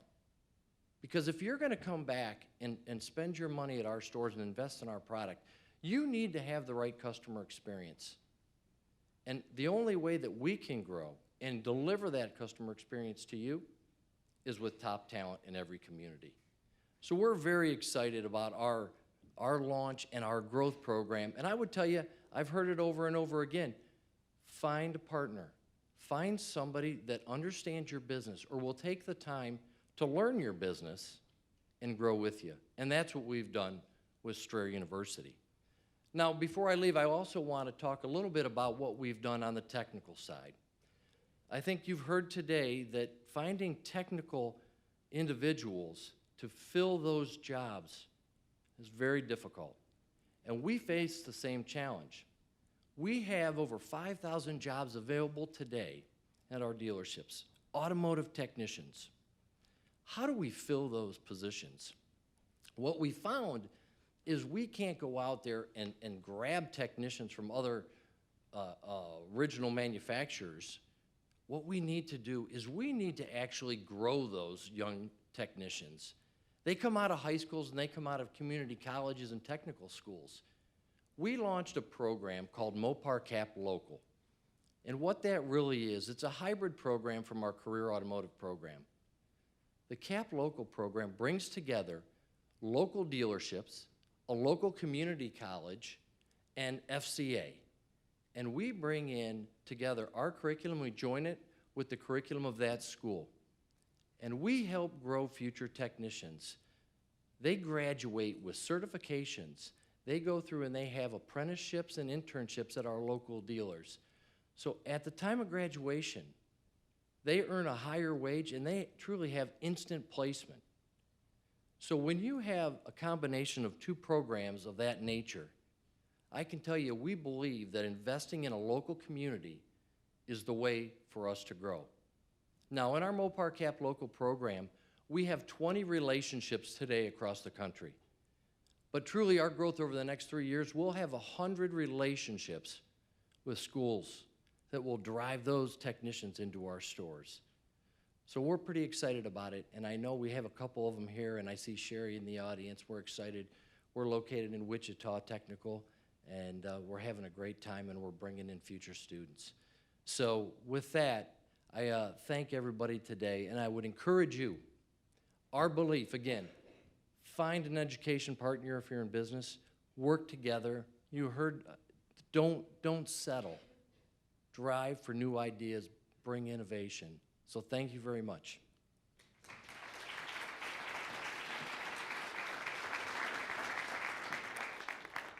Thank you, John. That's fantastic. And now I'd like to call Breck Marshall, Managing Director at Accenture, and Haley Glover, Strategy Director at the Lumina Foundation, to the stage. This morning at 12:01 a.m., a brand new report went live. I'm sure you didn't miss it, right? But if you haven't read it yet, I really do encourage you to take a look because it provides a look under the hood at the return on investment from tuition benefits, and it's the first of up to 5 studies that will be released in the next several months. This study, a partnership with the Lumina Foundation, Accenture, and Cigna, measures the real business impact of talent investments. And Haley and Brett are now going to walk you through it. So, Take it away. Well, everybody, thank you for your patience. It's great to be on this side of the stage for once. This is great. So indeed, we did launch a report just about, 16 hours ago, but we've been preparing for that report for about a year, working very, very closely, obviously, with Accenture, who is our key partner in doing the analytics side of this, but also identifying not only Cigna, but 4 additional companies who will be released over the next 3 or 4 months. We're very excited about this. So why indeed did we decide to make this investment?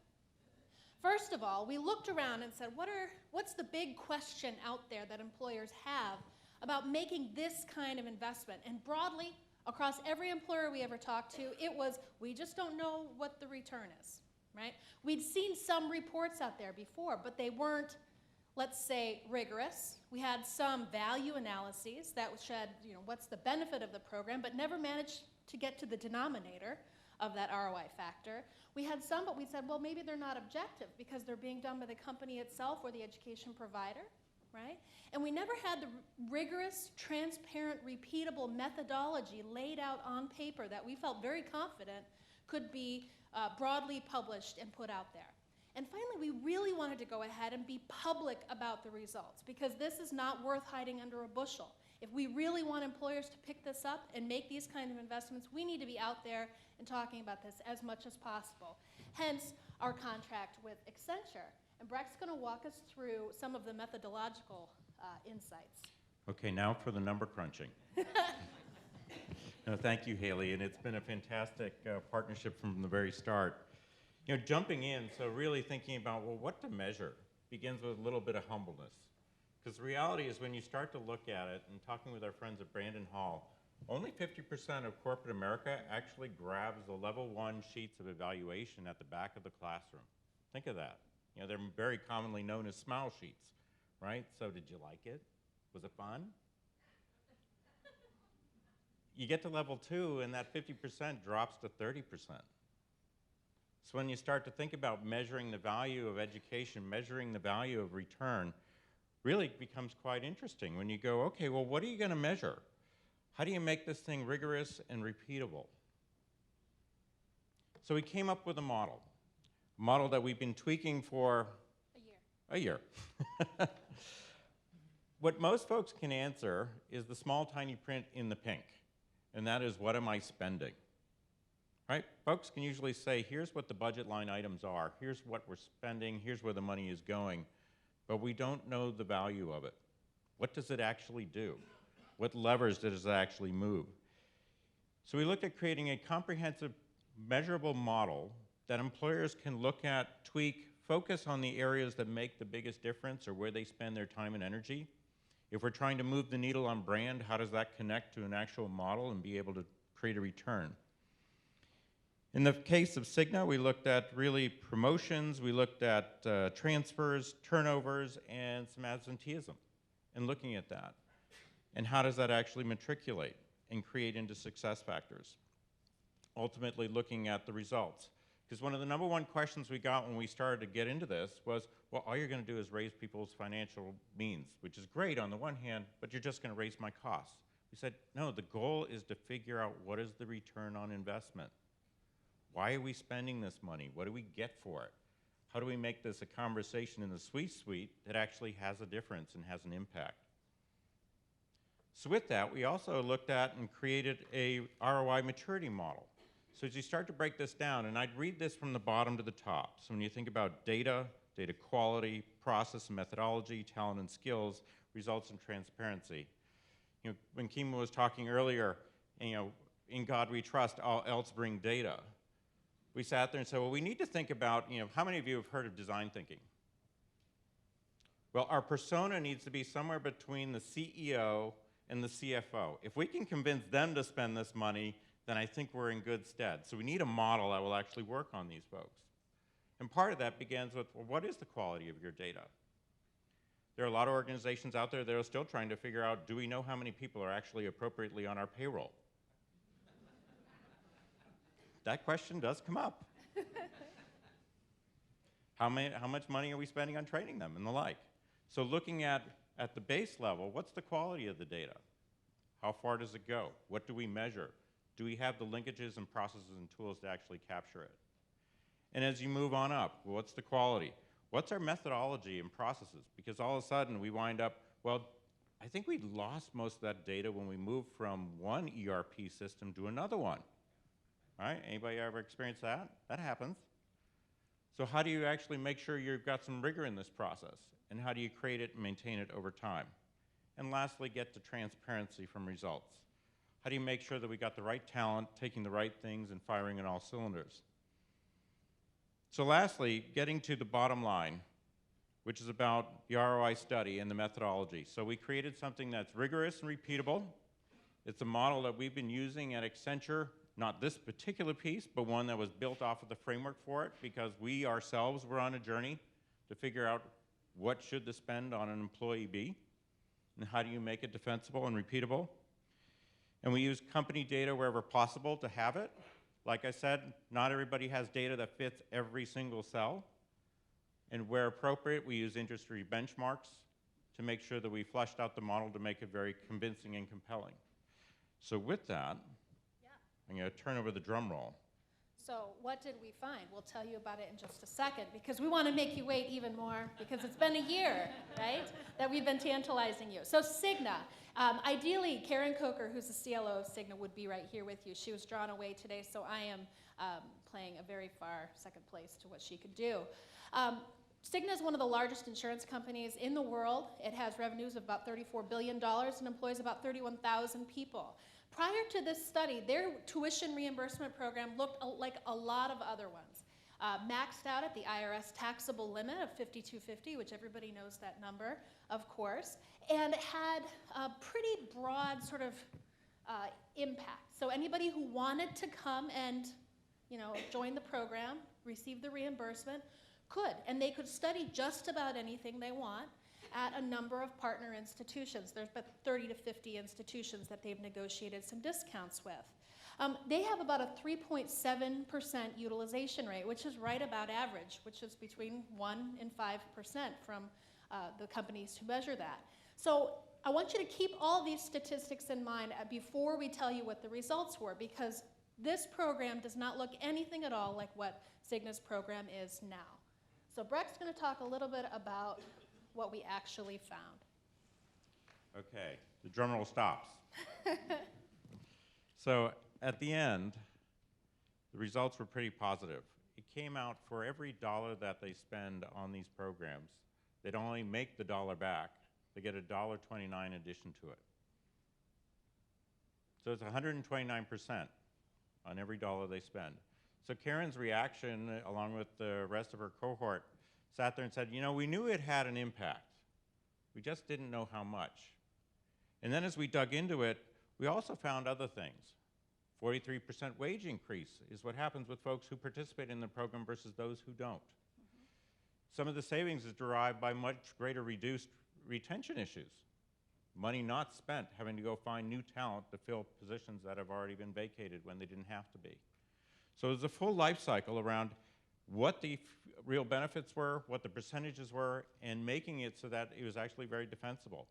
And the best part is not only that these results were real and very documented, and we had umpteen number of reviews to make sure everybody understood what the numbers were, but it was actionable.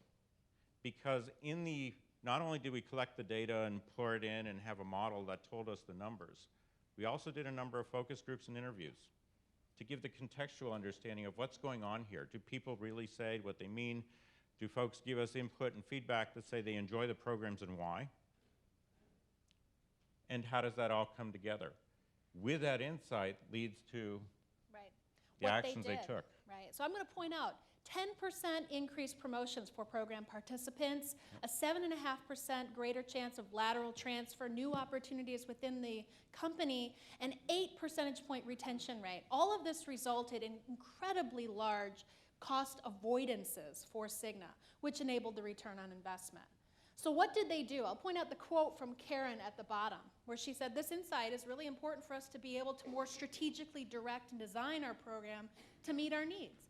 So what did they do? They increased the level of the financial support available to people when they study particularly relevant fields. So you're talking for an insurance company, things like actuarial science, cyber technology, programs like that that have a lot of meaning within that particular workforce, as well as a trajectory into the future, right? So not programs that are going to be obsolete in 3 years.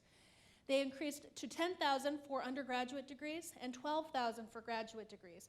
They've also ensured that people don't have to pay out of pocket, which if you really think about it, it's incredibly hard to write a check for $10,000, no matter how much money you make. What they've done is organize partnerships with institutions that are not only providing discounted rates, but enable people to pay after they complete, after the reimbursement comes through, so that people don't have to put their money up front. They're on the hook, of course, if they don't complete, but that's what we want to incentivize. I think that's a really important thing that Cigna did as a result of this study. Finally, and I think this is also really important, they've increased the level of support services. They're calling it advisory services for people who are going through this program. Because we all know that just being a student, just being a worker, just being a parent, those kinds of separations in life don't happen. So they're really providing the kind of assistance, support, guidance, matching, advice, every kind of factor you'd ever want to see on the job. So people are connected, they're empowered, and they're able to make the right decisions at the right time. So of all of the results we found, yes, obviously positive ROI is great. These factors actually show that they took that to heart and are making a difference. We're very excited. Karen said, yes, it's just more, but it's better. And I was very pleased to read that. So yes, we know that the bottom line, their ROI was positive, 129%, all of these great factors. We think Cigna, as a result of this study, is going to be able to make some much better decisions on the part of themselves, their shareholders, and their workforce. But before I go on, I just want to make sure that you know why we're telling you about this right now. We know that about 8% of employers currently measure the ROI of their programs. We want all employers to measure the ROI of their programs, because if you're getting a return of 129%, I want to invest in that. I wish I could invest in that. It's certainly doing better than the 3% I'm making right now, right? We know that the workers involved received much greater benefit from the wage side. So we know that this is not only reaping rewards for the company, it's reaping rewards for the community and the employee, him or herself. Finally, if a company's results are even half as great as Cigna, that means tuition assistance doesn't look like a cost center, it looks like an investment. And we need to really start thinking about how we can incentivize, reward, encourage those kinds of investments. We have lots of room for growth for many more companies, many more employees to reap the dividends of this kind of investment, and we're very excited to be doing 4 more studies, as we mentioned earlier. So Breck and I will be around for the reception if you'd like to ask questions, but for now we'll leave you and turn you back to Maureen. Thank you very much.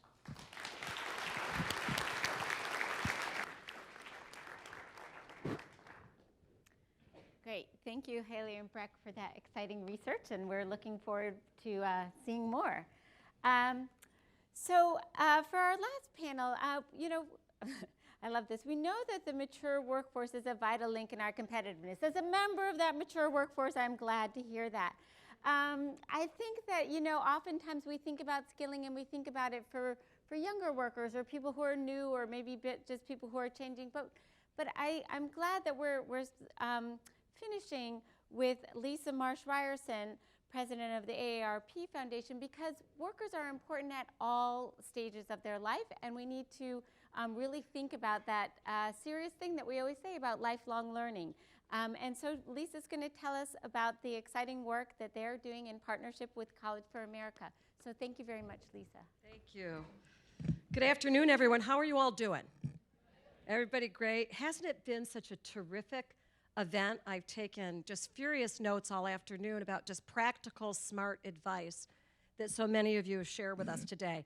So I want to keep the momentum going by sharing with you, as was just offered, a new, really innovative program and partnership that we believe will have a lasting impact on individuals, businesses, and our shared economy. It's a new, exciting collaboration with College for America and businesses just like yours. We're creating an unprecedented roadmap for older hourly wage workers. It will help them gain new skills and advance their education to ensure they continue to add value to their companies and also to ensure a secure future for themselves and for their families. I'm really pleased to be with all of you this afternoon. It's a perfect venue to discuss the importance of older workers in our shared economy. And particularly, I'd like you to join me in another huge welcome to Upskill America, the Aspen Institute, the Lumina Foundation, and Business Champions for their leadership on these issues. And also a thank you to all of you for creating such an active, engaged learning practice as we celebrate the first anniversary. At AARP Foundation, we work daily to create and advance the most effective solutions to help low-income older adults, people who helped build our nation, recapture the American dream. We want to ensure that they have access to healthy and nutritious foods, to affordable and safe housing, to critical and sustaining social connections, and of course to income generation opportunities. And given the demographic shifts of the American workforce, one of our top priorities is helping older workers gain the right skills to meet the demands of today's jobs. Older workers are contributing to U.S. productivity in unprecedented numbers.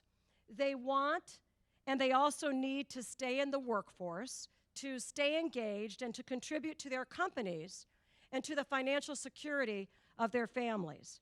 We all know that upskilling workers of all ages is in fact crucial to their futures and also crucial to the future of our economy. And while older workers are a critical part of our workforce, they are often overlooked when it comes to opportunities to take part in training and in education programs. Older workers themselves may lack the confidence or awareness of these opportunities, thinking instead that the time for education and upskilling maybe has passed them by. It's time for us to change this together. Our mantra at AARP Foundation is that it's never too late to change a future. It reminds us to work now to make a brighter future come true for workers of all ages. So here we are, ready to think about new ways we can tackle this work together. First, let me share a few key facts about this demographic landscape. The number of older adults, people 50 and older, has dramatically increased in our country. We all know or remember that age 65 used to be the more traditional retirement age. 30 years ago, in fact, only 1 in 10 people age 65 plus remained in the workforce. Today, nearly 60% of 50-plus workers plan to continue working well past the age of 65. Think about that, and then also know that just 4% of the employers responding to a survey by the Society for Human Resource Management reported that they have a formal strategy for recruiting or retaining older workers. We now have an unprecedented opportunity to capitalize on the talents and assets of a truly multi-generational workforce. As an educator and former college president, I know the importance of developing minds, lifelong learning, developing talent. And now, as president of AARP Foundation, I know that we have an outstanding opportunity to help our workforce and our economy benefit from the wisdom and experience of older adults. It's an opportunity to remain competitive by ensuring that your entire workforce has the skills and education they need to thrive. It's an opportunity to understand and recognize older workers as a valuable asset to your business's bottom line. Skill building for incumbent workers needs to be an essential part, and we've discussed this all day, of every company's business plan, and also an essential part of our shared national conversation. The critical work of building the strongest American workforce now and for the future rests on a well-formed, steady, four-legged stool, a stool of shared value. including employees, employers, government, and nonprofit organizations. Like business, foundations and philanthropic organizations must also try new approaches. We're not just here to maintain the status quo. We must champion collaboration to bring the best solutions to help shape our shared economy. Through unique collaborations like so many that were shared thoughtfully today, we serve as the catalyst for change, challenging old assumptions and encouraging the development of new approaches. If you think about it, too few businesses understand the value of workers who are 50 and older. Youth, in fact, is often the name of the game. Some wonderful opportunities for growth then can be missed. Businesses need to understand that great ideas, creativity, and innovation come from employees across the full age spectrum. Our landscape is littered with faulty assumptions and stereotypes about older workers. Tired stereotypes, we all know, die hard, and they can damage really all of us. Any organization that lets stereotypes and myths about older workers influence their hiring or upskilling decisions can miss out on a valuable talent pool. So let's look at some myths and also some realities. One myth about older workers is that they have higher turnover rates or miss work due to illness. This is refuted by the fact that older workers are less likely to change jobs or to be absent. I heard a yes out there. That reduced turnover and more consistent presence can in fact lower employers' expenses. Another myth is that older workers are slower. Oh, I've gone to thank you. That's really not where I wanted to be. John, I don't know how to drive my own car. Another myth is that older workers are slower, less productive, and not quality-oriented. The truth is that according to research, older workers are often more conscientious and more productive. The fact is that most older workers are physically active, mentally strong, tech-savvy, and an integral part of our American workforce. And when we help older workers gain new skills, we make a smart investment on a really strong foundation. Older workers readily invest in the organizations they work for. It seems only fair for that investment to be returned in full measure. Now I want to give you a few more details about our exciting collaboration with College for America and the business community. And we call this exciting new innovation Advance. The roadmap we're developing collaboratively helps experienced talent seek college degrees and other relevant credentials to advance in their companies. Today, we are announcing that AARP Foundation and College for America will leverage the flexible, affordable, and relevant CFA online learning platform to provide new skills and educational opportunities to ultimately reach thousands of workers age 50 and older. Online learning is not the special province of the young learner. It's a springboard to new skills, greater knowledge, a broader perspective, and economic success across the age spectrum. To help facilitate this initiative, AARP Foundation is creating a new boot camp specifically tailored for older adults to help them maximize their success in this online learning environment. The boot camp will also help ensure a full return on their employer's investment. Our collaboration puts the springboard in place. It will be a wonderful opportunity for many people who thought college was out of their reach or just a dream that had passed them by.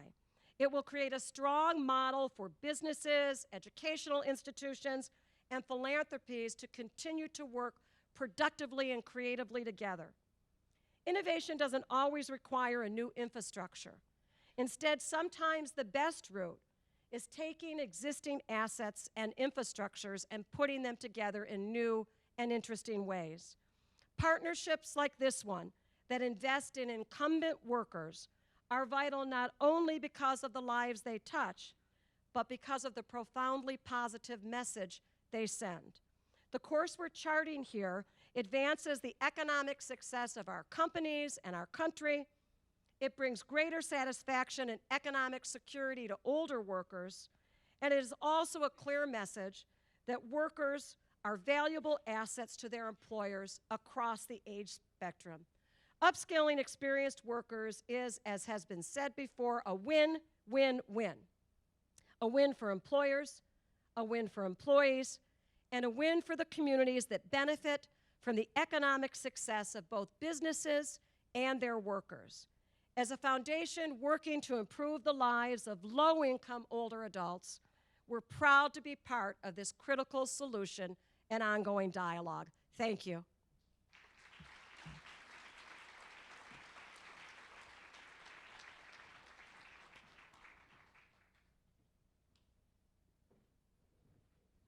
Thank you, Lisa. Thank you very much. So I have the honor of closing this event, and I hope that this brief celebration this afternoon has been as exciting for you to hear as it was for those of us who planned it.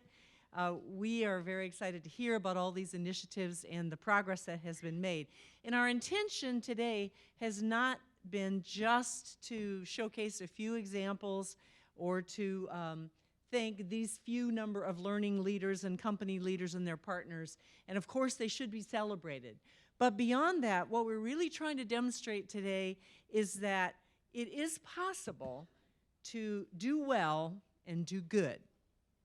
That you can, that with this return on investment research that we heard about, we are now beginning to prove in some very important ways that you can't do well unless you do good with your employees and with their learning and their development. So, you know, a lot's been said about win-win-win, and I don't need to repeat it, all the beneficiaries of this kind of a solution. But the fact is that doing this is not a small task. These partnerships all sound easy. Oh, we're announcing this, we're launching that. It is not easy to make happen. So to those of you that are with us online or in the audience, there are a couple of suggestions I want to make as we close. If you work with employers now, whatever entity you are, learn more about their issues, how they are struggling to support their workforce. Learn what they're already doing and what needs to be done to build upon it and how you can make it easier for them to be successful. And help them figure out how to gather the data that is so desperately needed in order for us to continue to prove this point to companies across the country. Point these employers toward resources like businesschampions.org, upskillamerica.org, CALE.org, other sites that help businesses find resources and solutions. These are the only ways that they're going to, as Kimo called it, get help. They need to know where to go for the help. And for those of you that are employers in the audience, we just want to say, stay with it, gather the data, and help us make this case to others. Use every opportunity to not only tell your workforce about your programs, but to tell the world about your programs. We have so many ways that we can showcase what you're doing. We have blogs and case studies we're writing and publications of all kinds and events, and we want to get you to those events. We want you to talk to other companies. It can't just be one event today. It has to be many events.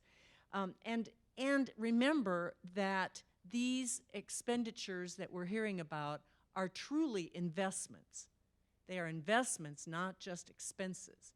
And we've been able to prove that with these ROI studies. So finally, for those of you here from government and the policy community, I just want to suggest that think about how you can help us recognize them, but also incentivize employers to make these investments. What can you do to actually incentivize employers?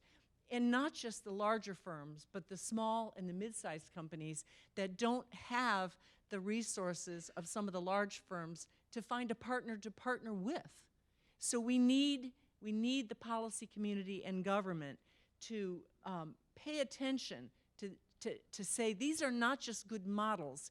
These have to be incentivized and showcased and supported by policy at the federal and at the state level. So I guess I'd just like to close by saying, you know, that we want to thank everyone. We want to thank the program organizers, and the three people who did the heavy lifting are Jamie Fall, who was introduced earlier from Upskill America, Phyllis Snyder from Kale, and of course, Haley Glover. And I just want to take a moment and thank the people that organized this event.